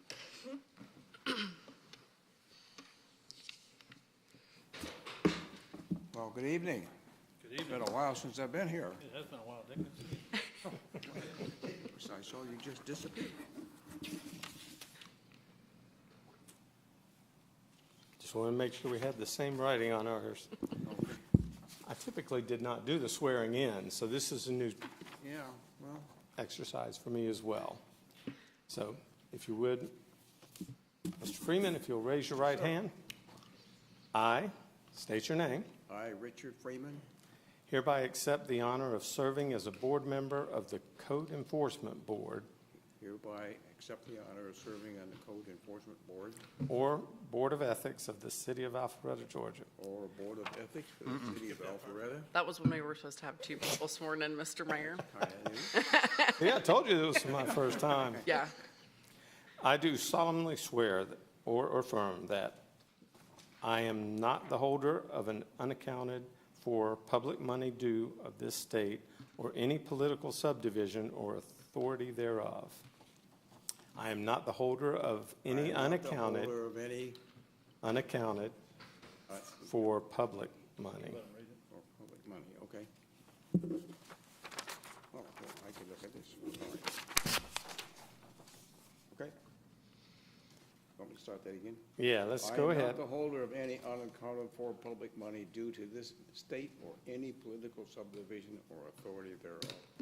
I am qualified to hold said office according to the Constitution and laws of Georgia, I am qualified to hold said office according to the Constitution and laws of Georgia. and I shall support the Constitution And I shall support the Constitution and laws of the state of Georgia and the Constitution and laws of the United States of America. Further, I do solemnly swear or affirm that I shall Further, I do solemnly swear or affirm that I shall faithfully perform the duties of a board member, regularly attend meetings, uphold the ideals of community and service, act and conduct business in accordance with the City Code of Ethics, conduct, and support the charter and laws of the City of Alpharetta. So sworn this 24th day of October, 2022. Congratulations, sir. Thank you for your service. I'm happy to be here. Thank you.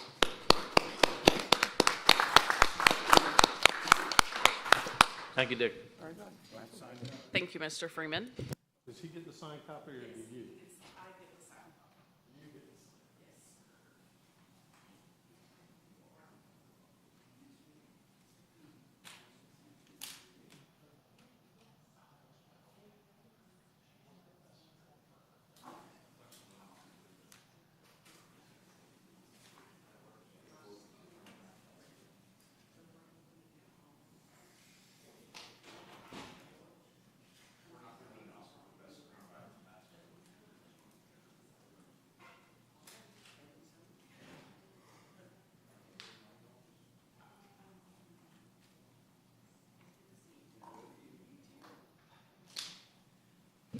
lost someone.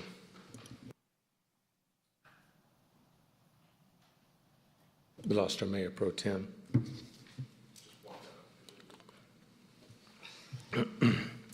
So next item up on our agenda this evening is new business. First item under new business is the Milton Avenue and Canton Street pedestrian scramble. Director Robinson, you have the floor. Mr. Mayor, if I could, just real quickly, as the chief is walking up here, I do want to highlight that we did have a couple of council members request this item on the agenda tonight. We're certainly happy to lead with the staff presentation, but I also wanted to defer, not get in front of the council, if either of the two members who indicated their desire to speak on this tonight had a comment that they wanted to lead with before the chief made his presentation. I'll just offer that out there. Okay, so then I'll turn it over to the chief, and he can talk about some of the study that they have done in the area. Thanks, Chief. Yes, sir. Good evening, Mayor and Council. I think with this, I'll just go ahead and start with the background of kind of what got us here tonight, and then talk about our recommendation based on the study. So back in August, when school went back in session, we all, including you, immediately started getting flooded with phone calls about traffic issues downtown, and sure enough, we were having some major traffic congestion issues, which of course is always a concern for public safety, particularly around Innovation Academy from there up until 9 and an intersection of Milton and Canton as well. So with that, I was directed to please send our team down there to do a study to see what was maybe causing the congestion and the issues, and if we could determine that, maybe make a recommendation on that. So we sent our team down, our traffic team specifically down there for several days, actually a couple of weeks, to observe the traffic. As you can imagine, the major traffic issues were in the mornings and afternoons when school was being let out, when students were being picked up or dropped off, as we assumed. And so after a couple of weeks of observation and studying the situation, our traffic unit came back and made a report, gave me a report stating that they felt that the all-cross or the scramble was certainly the major reason for the traffic congestion that we were seeing in that area. So with that, we decided to test our hypothesis, and we had it turned off. I had Pete work to get it turned off for several days, and again, our traffic team was down there observing, and observed that when the all-cross, the scramble was turned off and back to the way it was before the scramble was installed, we basically had very little, if any, traffic issues at all. So after the study that was done, the work that was put in, my staff recommended to me that the scramble be removed, and that would basically take care of the traffic problems we've been having downtown. I agree with your recommendation on that, and therefore I'm bringing this recommendation to you tonight. One caveat, I was asked also about turning off the no turn on red, or getting rid of the no turn on red signs in that area, and I did disagree with that. We do believe that does provide an extra layer of safety for our pedestrians walking in that area, and we think that should stay. So part of my recommendation is to have that continue to be in place moving forward. And then, of course, Pete has done his work with Public Works regarding the cost with the ongoing project downtown, which would be $27 to $47.50. And that is how we arrived at this moment, and that's how I arrived at this recommendation that I'm presenting to you tonight. Thank you, Director Robinson. Any questions from council? Councilman Binder. You said directed. Who directed you? Councilman Will asked me to check it out. And then another one, I think I must have gone past about 8 times today, going back and forth. The hotel, have we worked on that too? I know that was a big cause. We have. We've had several meetings, and I guess, James, it was probably about a month and a half ago we met, and things have been much better. I won't tell you they're perfect, but we definitely have seen great improvements in that area regarding the plan and working with the hotel to come up with a better way to handle valet parking and making sure that we keep Old Canton cleared out. And so we have made progress with that. I wouldn't say it's 100%, but it's definitely been much better. Okay. And then I noticed that the crosswalks getting built right now. I think it's right in front of. They're building it right now in front of the vet. When is that going to be online?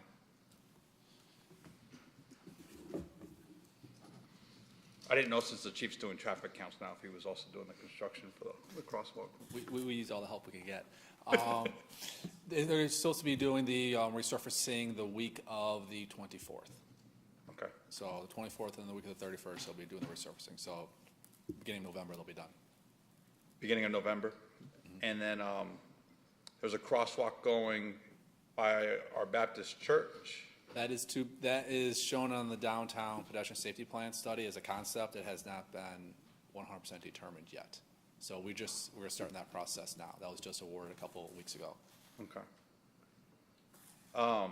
Is there a way for that scramble to be shut off during peak? Like, when was the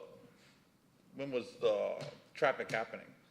Is there a time of day that we just turn it off maybe for peak? Or? The traffic was obviously worse during morning school zone hours and afternoon school zone hours, when obviously we had a lot of traffic going back and forth to Innovation Academy. Okay. That works for me. Thanks, Mayor. Councilman Mitchell. Director Robinson, are you familiar with, have we done any studies in the last 10 years on how our pedestrian traffic has increased in our downtown? I believe, and I hate to throw this on Pete, but I believe we've had a study done. We had a study back done in 2019. And what were the results of that? There was recommendations on how to improve the pedestrian safety in different areas of different intersections. And that included this intersection, did it not? It included this intersection, yes. Okay. It included, So the go ahead. recommendation was a no turn on red signage. Mhm.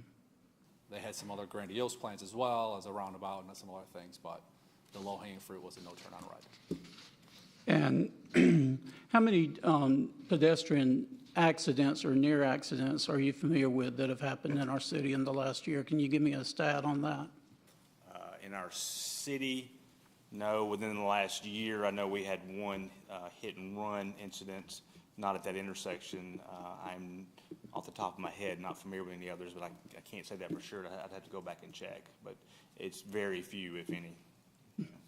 It feels to me that this is more auto-centric, and our comprehensive land use plan for downtown and every plan and study that we've done, when we issued a $100,000 study for pedestrian improvements, it all is to mix not only vehicular conveniences, but also save pedestrian accidents. And the best pedestrian accident is the one that never occurred. And I do believe the scramble has helped. I was there the other weekend it was a Thursday night. Every corner was filled with people trying to cross, and you couldn't cross. It delayed the action because you had to wait. And then there were some people who were darting across the road when traffic wasn't coming. And this occurs a lot. It hasn't occurred with the scramble as much. So I'm curious as to why we're only looking at the vehicular and not really judging it based on pedestrian safety as well. My only response to that is we were directed to specifically look at the vehicular traffic, to your point, regarding the issues we were having during the day, and that's what our department did. Okay. What are we doing as a public safety department to improve pedestrian safety? Is it through education? What are we doing right now as a city? Education, enforcement. I mean, we do at times, especially when we have issues with people improperly crossing, creating dangerous situations. Also, people speeding through downtown, we will go down and utilize enforcement, write citations. So I think education, I think long-term, enforcement's always one of our number one options. But we, like any other area of the city, we always try to make sure that we are addressing any areas of concern regarding vehicular or pedestrian safety. Okay. I looked online. I didn't see anything that was addressing vehicular traffic to watch out for pedestrians and things like that, and how they could be a safer driver. There may not be right at this moment, but I mean, like other educational presentations we make online, we do different ones. So, I mean, it may be time for us to do that again, and we have done it in the past, but I can't say we have one like right this moment, no. Okay. I looked up some statistics, and I'd like to share them. Perhaps that's better during discussion? Probably so. Okay. Thank you. Any other questions for staff on this item? I have a few. Mr. Robinson, have any evidence that safety has improved in that corridor since No, sir. the scramble was in place? No, sir. There's no evidence of that at all? No, sir. Pete, are you aware of any? Nothing I could put my hands on. Okay. And Pete, while you're here, I remember us going through this whole process before. Did you recommend the scramble as a solution to pedestrian safety or moving traffic faster? It's a component. I think it was not the volume of counts at the time that we were working forward, that it would be the perfect solution for that intersection. It would not be the best solution. Perfect's a bad word. Best solution for that intersection due to the not meeting the traffic, the pedestrian warrants. I mean, downtown Atlanta has a scramble at Georgia Tech, and it's a much larger volume going forward more frequently. And it's as we watch on the video, we'll see kids come by and push the yellow button and cross perpendicular. So that 40+ second delay, it does increase traffic, and it's also just not working functionally for us in the whole corridor. But the no turn on reds have helped.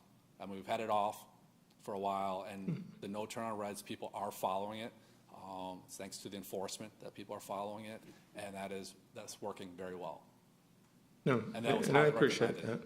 that. We've gotten several emails about, claims of higher safety and, so I remember going through all this before. And so I went back through my emails and I specifically saw where you had recommended a study before we invested $100,000 in putting in a scramble. Do you recall that? I recall, and it would determine the warrants for it. Right. Everything we do in our world of engineering is warrants, stop sign warrants, traffic signal warrants, even doing traffic calming itself. We like to have a warrant so we could put our hands on something and say it's valid for this to move forward. And as I recall, because I went back and pulled the email today, you specifically asked for that study to be done for the warrants, and then a former council member told you there was no need. He already had the support for installing a scramble. Is that correct? I have a vague memory of that, but yes, something similar to that. Okay.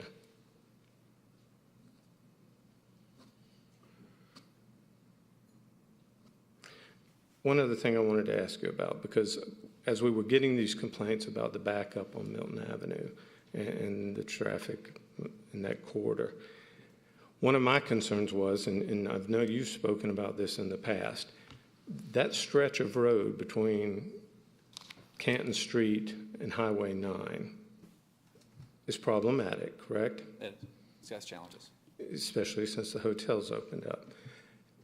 But I've heard you say in the past that if we don't provide a good flow of traffic through that corridor, that State Road Highway 9 is impacted, then GDOT, the Georgia Department of Transportation, has the ability to take control of our lights. Is that correct? They had the control to take control of the signal timing of State Route 9. So what we try and do is we try and blend it all together and try to balance it out with doing additional traffic counts to modify our signal timing in that area. What we don't want is to keep the flow going so well on east-west and then north-south backs up so much that's adversely impacting the flow on a state route. So we can't let it flow so well east-west and then hinder State Route 9 and vice versa. We don't want it to flow so well on 9 that it backs up on Milton Avenue and Mid-Broadwell. And so it's a challenging balancing act. Right. Yep. Okay, thank you. Any other questions from council? I'd like to follow up on, you say that you don't know what the pedestrian safety has been. I don't have a study to put my hands on it to say that, yes, there has been an improvement of X scale out there. I do know that the no turn on reds have benefited downtown tremendously. I do know that the rapid flashing beacons on Canton Street have helped out tremendously, especially at night with people walking across. The Hawk signal with the lights and with the refuge island has helped out tremendously on 9. So elements that we have put in and even moving forward with have helped out very well. I had not done a study and determined that there was an accident here or not, a pedestrian accident here. Okay, so the truth is you don't know either way. I can't qualify and say, yes, it's been yes or no, sir. Okay. When you put in the crosswalk at Old Roswell Street with the flashing lights, I remember I had citizens complain about that, as we've had citizens complain about being able to cross as a pedestrian at Milton and Highway 9 and also Roswell and Canton. So back up when we go to where Pure is crossing over at Roswell, the old Roswell Street, you put in the crosswalk. Did you do a study to determine if it was needed pedestrian-wise, or has it just benefited? We did a study in the fact of we actually wanted to put a roundabout at that location. And we did a study where we could not engineer-wise get the grade to work for us. And in return, we did a rapid flashing beacon crosswalk to be a temporary measure until we come up with a more permanent solution for that area. So yes, studies were done in that area. And the number one reason why we need one out there was for visibility, because there is a topography challenge in that area. So we had to make sure that our poles were the right height. So yes. And we raised as I recall, we raised the crossing area somewhat. And I got calls from pedestrians who were walking throughout the morning and stuff like that, they feel much safer with those improvements, as I have from the scramble. So, okay. But either way, we haven't done a study to see how much safer pedestrians are from those, have we? I have not, no, sir. Okay, thank you. Councilman Dorito. Hey, Pete, I want to address the walkability and pedestrian safety study done in 2018, 19? Yep. Is there, I went through it today, and I didn't see any reference to one of the potential solutions for creating a more walkable downtown area, that a scramble would be one of those options. Is that somewhere in the report that I missed, or? It's not in the report. Okay. Secondly, I got to be real honest. I'm just going to be very honest with everybody on the council up here and the public. I'm really disgusted with some of the inferences made by some council members up here against yourself and our chief. You are here to answer questions on an issue that former elected officials voted on and implemented without a safety study, a pedestrian safety study, and without a traffic study. But now the same two of those people who still are on council. Councilman Dorito, is there a question in here somewhere? Better be one quick. Well, I'll wait till that discussion then. Just want to keep things moving in the right direction. Any other questions for staff? Thank you, gentlemen. Thank you. So there better be one line. Ms. Shapiro, do we have any public comment cards on this item? We do not, Mr. Mayor. However, if anyone would like to come forward, now's your opportunity to do so. If you will, please state your name and address for the public record. And you've got 3 minutes to speak your piece. Good evening. My name is Karen Quinn. I live at 169 Lantern Ridge Court. We moved here in 1987. My daughter called this Alpharetta. There was one traffic light. Getting through downtown was nothing. It was just very easy. My kids went to the old Milton, it's gone. Alpharetta Elementary, Haynesbridge. So we've been here a long time. Milton Avenue, east-west, is a corridor for people from Cobb County, from people from other counties to get through, to get to 400, now to get to all the different places they go. That has always been, at Canton and Milton, has always been a dangerous area. In these intervening years, to the wisdom of someone that I cannot feature, has decided to put tall buildings, many tall buildings, with people who live in these buildings, and you're creating tunnels. Psychologically, it's frightening. And in my driving, I traveled in that area as little as possible. I will go out of my way to miss the downtown area because it's scary. Yes, I'm an old lady, but I've been driving for a long, long time, and I know how to drive. I like the scramble. I know it really angers people, and a lot of these people don't live here. And a lot of the people who do live here haven't lived here very long.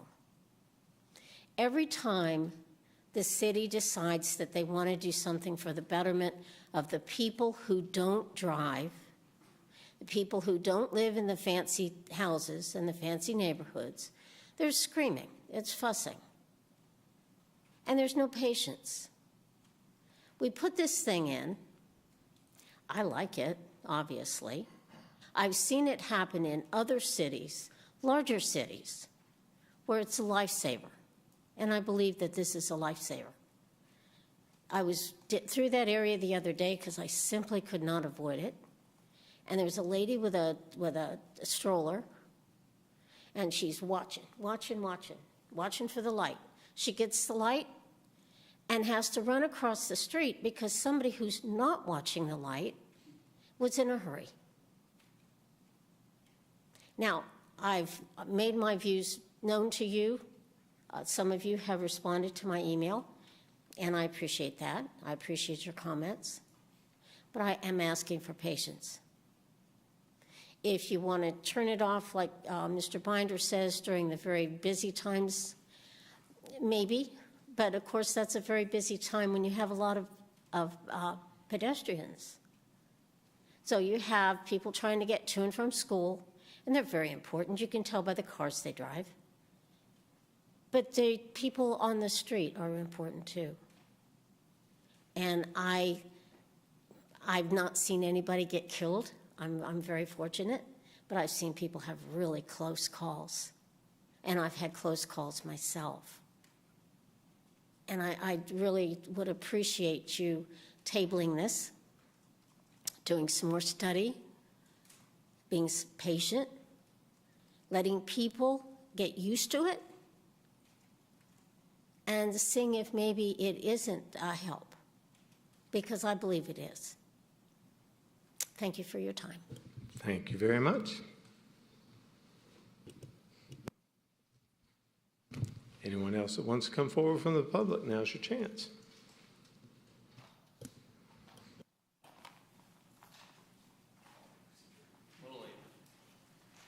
Good evening, Mayor and Council. My name is Daniel McLennan, 1995, Wilshire Glen, Alpharetta, 30009. I think you might have met me or talked to me at least once before, and if so, you know that I'm a pretty big proponent of pedestrian safety in the downtown district. That's a guaranteed way to get me to come to these meetings every time. I love it when you put this on the agenda. I'm a little concerned about this item tonight, though. I've liked some of what I've heard tonight from various council members. I'm concerned by some other comments. I'll tell you what I think about it, and I'll do my best to keep it under 3 minutes, too. I was excited last year when the city decided to implement this great piece of safety for pedestrians. That is a busy corner. That corner has a number of restaurants. You got the animal hospital. You got the school right there. And it gets tons of traffic. I walk it all the time. I walk it with my dog. I walk it with my wife. I walk it with my parents. I see people using it all the time. And if I recall, I'm not an expert on traffic engineering or anything, but if I recall when it was implemented a year ago, the scramble was only going to be activated when someone pressed the button to scramble diagonally across the intersection. I don't know if that's still the case, but that's how it was originally talked about.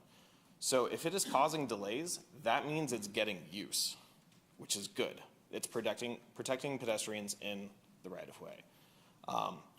The city spent $100,000 on this last year, a little bit over that, and there were some concerns on council at the time that it was just too much to spend in an uncertain economic environment. That's a fair position to have. To spend even more money tonight, just 1 year later after spending that money, it seems, to be quite frank, a bit ridiculous to me. As was mentioned a few times, studies. Where are the studies? I love words. Mr. Mayor, you asked, is there any evidence to show that safety has been improved as a result of this? And the answer was no, there's no evidence. But there's no evidence to say anything. There's no traffic numbers. There is no times. There is just the subjective opinion that traffic is worse. I guarantee you I could pick a number of intersections around Alpharetta, sit there and say, oh, this traffic is very much a problem here.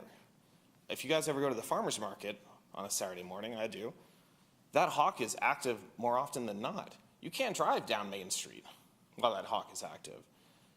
That's not a concern for traffic backup? Granted, I had GDOT and other things, I understand. But I think we need more data. I think something can be done before spending $27,000 to just remove it. If you're going to fault the previous council for not having data and deciding to implement this, then you guys are also at fault for not having data and deciding to remove it. Don't repeat the mistakes of your previous council. Show them better. Try disabling it during the school rush hours. Maybe shorten the time from 30-second scramble to 20. That saves 33% time. There are a lot of things you could do.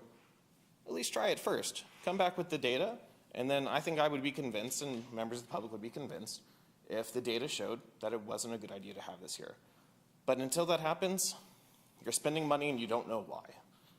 That's the way I see it, and I hope you guys will choose to at least keep the intersection long enough until you have more data to make a choice. Thank you. Thank you, sir. Is there anyone else that would like to come forward and speak on this item? Seeing none, we'll close public comment. Do I have a motion from council? Yes, sir. I move to approve to disable and remove the pedestrian scramble at Milton Avenue and Canton Street, to award a contract change order to complete all necessary work, and to authorize the mayor to execute necessary documents only after the completion of the crosswalk directly to the west of said scramble. We have a motion. Do we have a second? Motion fails for no second.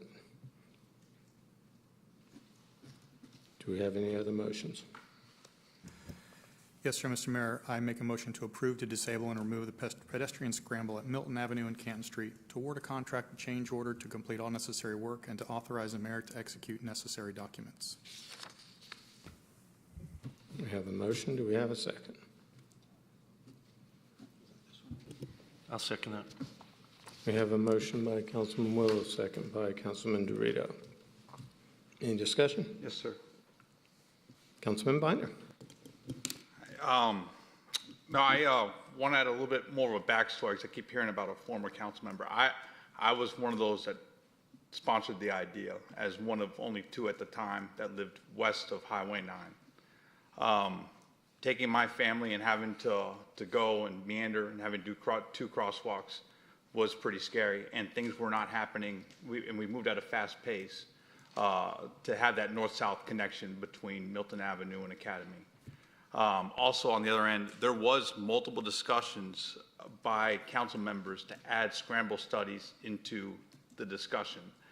Mostly where it began was Highway 9 and Milton Avenue and Academy, because that's such a dangerous area of having to cross twice in such a busy intersection. Whereas Pete, to his credit, said that would be pretty difficult to prove to GDOT. So we used it as an opportunity as a proof of concept. I do believe that scrambled works. I know a lot of families really enjoy it. To say that it causes traffic, I think is pretty silly when we have a study that says that we want to slow down traffic to improve pedestrian friendly. But I have to disassociate, how I feel that I sponsored it, to saying, where are we today? Those crosswalks that we are implementing are improving. However, why are we rushing to close that off now? Why not just do it when we have that crosswalk for our West Side residents to use, and then you can shut off the scramble if that's what the majority of council wants. For small things like this, I'm a big fan of just hitting the vote and let's move on, because we got bigger fish to fry. We got North Point, Webb Bridge fixing up in there, so whatever happens there. But I would ask that we consider keeping the scramble until that crosswalk's finished, which Pete's doing a good job with that. Additionally on my bigger concerns, and I think where I was mostly frustrated on, is the word from the chief saying, I was directed. And the liaisons, which have been our job as liaison per our code, is to serve for information from those departments to City Council, but shall not direct the activities of the department directors. And I think we need to work on that as a council. I mean, it's nothing official there, but our liaisonships really need some help where we're supposed to be conduits and not directing. And there is, and since I guess there was an effort, and I was really trying to say, I'll just stay quiet and be there. But when one of the sponsors writes to me and says, I thought it was sponsored by a past council member and he is not on my good list, the political gamesmanship's got to stop. So let's move on and make this vote on there, but I would hope maybe cooler heads can prevail to say, let's hold this off for 30 days and then we can disassemble the scramble until the crosswalk. And that was my only intent, to throw an olive branch, to say, I hear what y'all are saying, but please wait there. So I just hope, I know we can do better on liaisonships. That needs to get improved. And, but we can get there and work together as a team. Councilman Hypes. Thank you, Mr. Mayor, and I wholeheartedly agree about, looking forward, looking backwards doesn't accomplish anything. And, what I wanted to say is there's been a lot of discussion about pedestrian safety, and I look around the room, and other than my fellow resident, Daniel over here, I suspect I do more walking around downtown than anybody in this room. Stake my reputation on that. And I'm through that intersection, quite a bit, and occasionally on that rare instance while I'm in my car. And I do believe, since pedestrian safety has come up, it's been presented as a false choice, because we do provide to get our pedestrians across those intersections in a safe manner, going with traffic like a traditional intersection. As a council member trying to determine what's best for Alpharetta, I have to take into account what our staff says, and I put a lot of credence into anything that addresses safety from our staff and the chief. I have to take into account what I hear from the public, and I've heard from the public prior to the issue coming up on the agenda, mostly negative comments is what I had heard about the scramble. And even now, when it's been put out there on social media by some people, it's about 50-50 or maybe a little bit more negative toward the scramble than positive from what I have seen, but that's anecdotal. But lastly, I would be remiss if I did not rely upon what I see and experience. And what I see and experience is sitting in the left-hand turn lane at Canton, turn left on Roswell, and the cars behind me are backed up through the Highway 9 intersection. Now, that's not somebody telling me that. That's something that I've experienced, and it was happening fairly regularly in August and into September. And meanwhile, while I'm sitting there waiting to turn left, one person is using the diagonal and 4 lanes of traffic trying to get someplace in the morning, are stopped in all 4 directions while one person was using the diagonal. Now, I'm all about pedestrian safety, but I think the choice between safety or not safety is a false choice. I think it's a choice between safety and convenience. And the convenience of that one person using the diagonal, it was far greater in favor of that person than it was all the myriad of other people in all 4 directions trying to get someplace at that moment in time. I will also tell you that when I have been stopped at Highway 9 to turn left on Academy Street, to turn left onto Highway 9 from Academy Street, I was seeing the box, the intersection, blocked on a regular basis in morning traffic around 8 o'clock in the morning. And most of those cars blocking the traffic were trying to go northbound on Highway 9 and turn left onto Milton Avenue like they're heading toward Innovation Academy. And I would submit to anybody who is getting ready to vote on this, their pedestrian safety is now becoming an issue. We've created convenience down there at Canton, or where the scramble was. We created convenience. I don't believe we enhanced safety, but we created a safety issue at Milton and Highway 9 with cars blocking the box. And once again, I would be remiss if, when this item is brought forward, if I didn't take into account those things that I experience and can bring to the table as a council person, being a downtown resident. So, you know, I think we need to look forward, and I think we just need to do and make the best decision we can for our residents. And so, to that, I want to echo Councilman Binder's statement. Councilman Mitchell. I would agree with Councilmember Hype's assertion that Highway 9 and people blocking the box. I know there's a way we can put up signs that say "Do not block the box" and start ticketing those vehicles, but pedestrian deaths are up 51.5% since hitting a low of 4,109 in 2009. That's 51.5% according to GHSA. They now make up about 16% of all road deaths, up 12% in 2009, death on foot. More than 7,000 pedestrians were killed in our nation's roads in crashes involving a motor vehicle in 2020. That's about one death every 75 minutes. And there were also an estimated 104,000 emergency department visits of pedestrians treated for non-fatal crash-related injuries in 2020. So my whole thing is, if we want to change it and adjust the scramble so that perhaps, like you had suggested, one person was walking across where it has to be pressed twice before the scramble's activated, I'm good with that. But I'm not good with going backwards as a city and going backwards when we say our long-range comprehensive land use plan for our downtown is to create a pedestrian-friendly and vehicular-friendly downtown.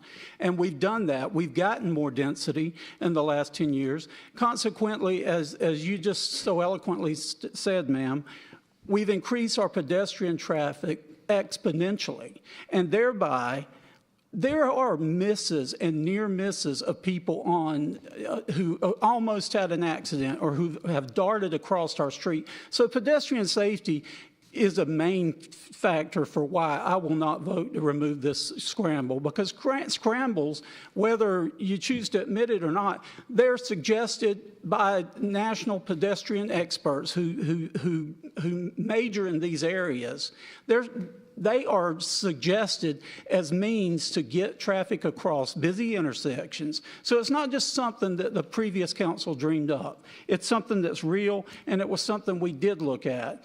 Now, I think we need to do some pedestrian studies in our downtown. I think we really need to know whether or not, how many people are there versus how many people were there 10 years ago or even a year ago. It's increased even a year. Our bicycle traffic has increased in our downtown area. And we really don't know those studies. And quite frankly, to me, a public safety department, our main concern should not only be automobiles, but it should be pedestrian safety as well, because that's what our city is all about now. It's what every mixed-use development area of our city is about making people, allowing them to walk around without being hit or injured or killed. And so I can't support this tonight. I think it's a ridiculous thing to go back and spend $30,000 after we spent $100,000 implementing it just a year ago. It's a bad use of funds, and it's a retaliatory political thing, if you ask me. Thank you. Any other comments? Councilman Dorito? Let me start out apologizing publicly to Councilman Mitchell and Binder. I wasn't intended on, attacking you on my comments. It wasn't intended. I was just emotionally concerned about our directors, at least my perception.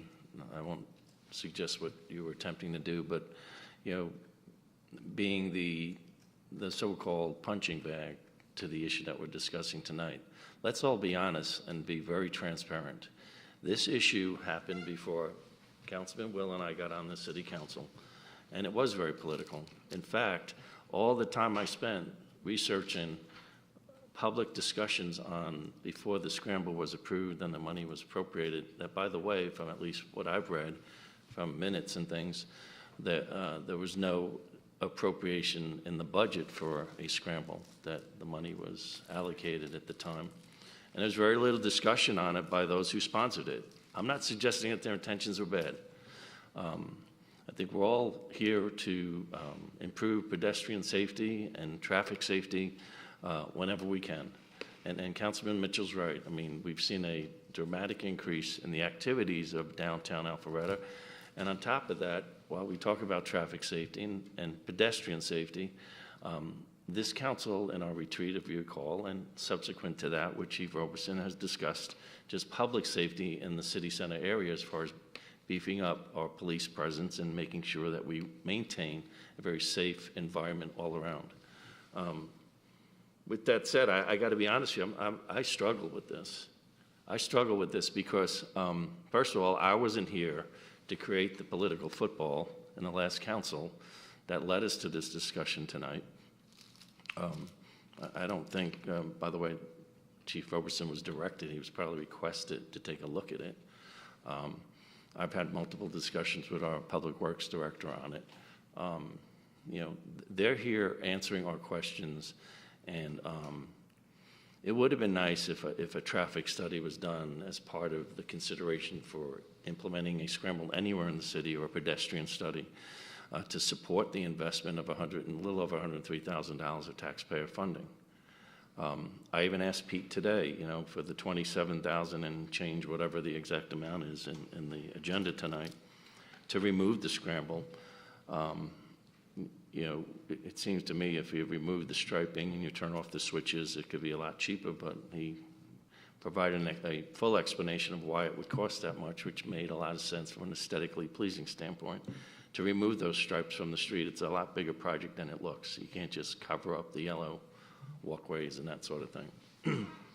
So I've done a lot of, I spent a lot of time on this issue. I knew it was going to become political tonight, not because I wanted it to be or anybody wanted it to be. It's just there was a lot of heat on this discussion even when it happened in the last council. I you know, looked at the walkability study from 2018. Yeah, a lot of things have changed. And maybe the good thing that will come out of this discussion tonight is, as Councilman Mitchell already suggests, is maybe we do a current study of pedestrian safety and traffic safety in the downtown area or other parts of the city where we see a high growth level and an impact on current safety standards that we have around the city. I just think that, and my personal experience, and I'm going to take it down to that, because I do go down the city center on weekends with my wife, and sometimes my kids when they're in town, and friends and family. Every time we go through that scramble, there's a lot of confusion by people. And to me, that's a pedestrian safety concern, because people aren't used to a scramble. And typically scrambles, from at least my research, and I think the only one in the region is Georgia Tech. They have thousands of students crossing it on that intersection. And I think it's a timed intersection. I don't think you hit buttons and turn on the scramble or turn off the scramble. And so there's a little bit better safety precautions given to how that scramble operates for, you know, you might have 30 students on each corner trying to cross it between classes or what have you. We have a different situation down here where you don't have that type of volume unless you have the, you know, the Blue Moon or some big event going on in City Center, where you have, you know, 30 people on each corner trying to cross. And I think the confusion of hitting the buttons and which button and which way to go, I've seen a lot of people confused. And that itself is a pedestrian safety issue in my mind. And so I want to leave with this thought. Removing the scramble does not remove pedestrian safety at that intersection. In fact, I think it will enhance it by bringing it back to a what I'll call normal intersection, where the lights will change and people will cross with the right signage and all that stuff, and we eliminate the turns that was Pete spoke about earlier, to kind of just provide some consistent traffic flow there, but also safety for the people who are trying to cross that intersection. And for that reason, that's why I believe it's the right thing to move forward and change this intersection to, you know, basically bring it back to an intersection that people can understand, and the low volume that we have of what typically hits a scramble around the country in Alpharetta. it actually will enhance the safety of that intersection, and that's the conclusion I'm coming to. Any other discussion? Councilman Binder, did you have a question? Question I asked and kind of floated, but after making my comments, is there any interest to executing this today, but holding it until Pete's crosswalk is completed in November, at the end of November? Comment to the question? Yeah, I mean, if you want to make comments, now's your opportunity. My understanding is it's not even operating right now, correct? It hasn't been operating.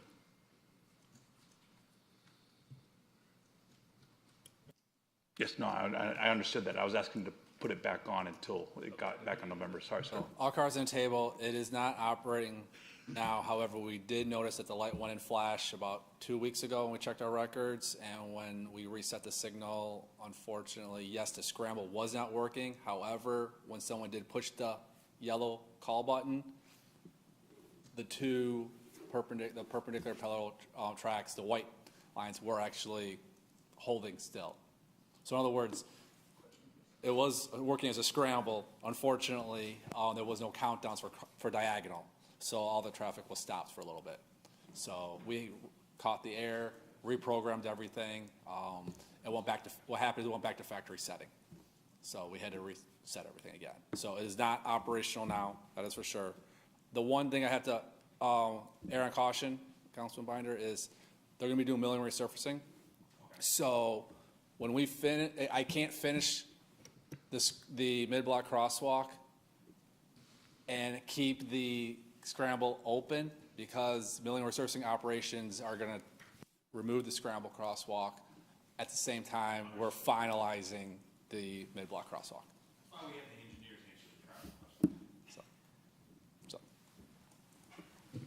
Thank you, sir. I retract that request, just because of the milling resurfacing. Okay. Any other comments?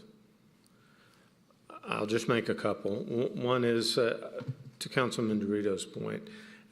Several years ago, I was in Nashville, and I actually remember saying, well, maybe a scramble could work. But there's ways we typically go about making investments with the public's money. And typically, we know that if we're spending $100,000, we've got some data or some experience or recommendation from staff to rely on, and none of that took place. I share Councilman Mitchell's frustration. It annoys me to no end that we're sitting here talking about spending more money to fix something that we never ever studied to see if it was going to have the wanted impact. And I'm disappointed on that. I trust Pete. I trust John Robinson. Despite what anybody thinks, we have the best safety record on pedestrian safety of any of the cities around us. And yes, do we need to improve? Yes, we do. And have we? Yes, we have. We spent millions of dollars on pedestrian safety downtown. And to the nice woman who was talking about downtown, it is a shame sometimes that when zoning decisions were made, that pedestrian safety wasn't taken into consideration, and traffic, quite frankly, at those times. And I share your frustration with some of that. As the only person who voted against that hotel, not because it wasn't great and it wasn't good for the economy and it's been great for downtown economically, but the traffic patterns it created has been tremendously problematic. And that was foreseeable, but it's there now, and it's going to remain there. So we have to do the best we can to keep people safe in that built environment now. So I do support it. That being said, the motion was to approve the Milton Avenue Canton Street pedestrian scramble approval to disable. All those in favor, please vote yes. Otherwise, vote accordingly. And it does pass 5-2. That'll wrap up that part of the new business, and we'll move on to the intergovernmental agreement, Alpharetta Jail Facility and Operations.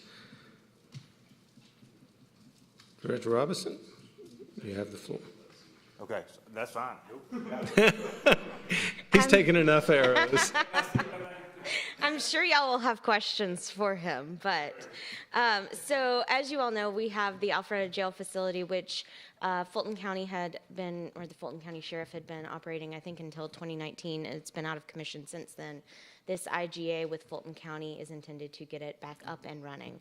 And so I think that Fulton County is already working on the jail itself, but this agreement provides our city with basically relief for our officers, so that when they find someone and they need to book them, it's more convenient. It's located here. It's a quicker turnaround because the sheriff's office is handling it in city, so our officers can get back out on the street. It gives the city a minimum of, or at all times, 20 spaces for Alpharetta inmates specifically. So the jail is going to be operated fully by the Fulton County Sheriff. We would pay booking fees for our individual Alpharetta inmates, be responsible for utilities, which was, I think, the same as it was with the prior agreement. Though we do not currently have any other agreements in place, we are going to be, and I think y'all have actually already approved a conflict resolution for our office to work on agreements with other North Fulton municipalities so that they can also utilize the jail. So that might actually offset some of those costs. So I think there was, let me see what the actual cost is. It's $60 a day for a booking fee after they've spent their 4 hours in the jail facility, and then the costs for utilities. But the cost for utilities could be offset with additional agreements depending on if, Milton or Johns Creek or anybody else wants to use it. And those separate agreements, which would come to you at a different date, would provide for them to have allocated spaces as well. But ultimately, this is intended to provide some relief to our public safety department and have the jail operational again. Any questions from Molly Eswine on this? Councilman Will? Have we implemented the additional fees on tickets and court cases yet so that we can cover our costs? So that will be the next step? Yes, apparently that will be the next step. Apparently was not the answer I'm looking for. I'll let you. No, I can go ahead and take a shot at that. Yes, we will, but the precursor to doing that is to have this IGA in place. So until you all vote on this IGA, there was nothing for us to do to start that process. But if you approve this tonight, then the answer to your question is yes. Thank you. Any other questions for staff on this item? Thank you, gentlemen. Ms. Shapiro, do we have any public comment cards? We do not, Mr. Mayor. However, if anyone would like to come forward and speak on the jail IGA, now's your chance to do so. Seeing no one, we'll close public comment. To have a motion by council. Mr. Mayor, make a motion to approve an intergovernmental agreement by and between the City of Alpharetta, Georgia and Fulton County Sheriff's Office and Fulton County, Georgia to board and provide for the housing of inmates at the Alpharetta Jail, sorry. I'll second that. The longer version. That would be third. So we do have a motion by Councilman Wells, second by Mayor Pro Tem Merkel, and that was to approve the intergovernmental agreement, Alpharetta Jail Facility and Operations as outlined by Councilman Will. All those in favor, please vote yes, otherwise vote accordingly. Councilman Will? And it does pass unanimously. So that'll wrap up the new business portion of tonight's meeting. Now there's an opportunity for public comment if anyone would like to come forward at this time. Seeing none, we'll close public comment. Any reports? Councilman Mitchell. I'd like to wish all of our South Asian residents, which comprise about 13% of our population, our largest minority group, happy Diwali that is today, and wish them the best in bringing light into the world. Any other reports? Mr. Mayor, if I may, I'd like to give a report on our election season. Thank you for asking. I would love to hear that. Wonderful. So as you all may know, it is election season. Early voting began earlier this month and will go until November 4th. So our local early voting location is the Alpharetta Library just right next door. As a friendly reminder, early voting is on the upper floor of the library, so the lower floors are locked when the library is not typically open. But earlier this spring, we did start some poll worker training within the city of Alpharetta, hosted right here in City Hall. And our turnout was okay. It could have been better. So we had about 2 days of poll worker training, but I'm happy to report that we have had an incredible turnout for this season's poll worker training. So that's where we coordinate 4 days on our schedule this year to offer classes, 2 classes a day to our poll workers in our city, also in residents in North Fulton. So each class allows about 25 citizens to participate in the poll worker training sessions, and we had several days that the poll worker classes were completely full. So we had never experienced that in the town before. So just wanted to say a big thank you to everyone in our community that's participating in our local election for this season. And we're also going to be coordinating additional days. It's one of the greater turnouts that they've had in Fulton County for poll worker training. So we look forward again to hosting next time we have it. So. Great job, Lauren. She was telling me about that the other day, and I thought I would like for you to share that with the public and with the rest of council, because you've done a tremendous job in an issue that was very pointed a couple of years ago. And while it still is critical, Alpharetta has been the most proactive community I've seen in North Fulton, so I appreciate it. Well, thank you, Mr. Mayor. You're welcome. We have no executive session necessary tonight. Have a motion to adjourn? So moved. We have a motion by Councilman Binder, a second by Councilman Mitchell. All those in favor of adjourning, please vote yes.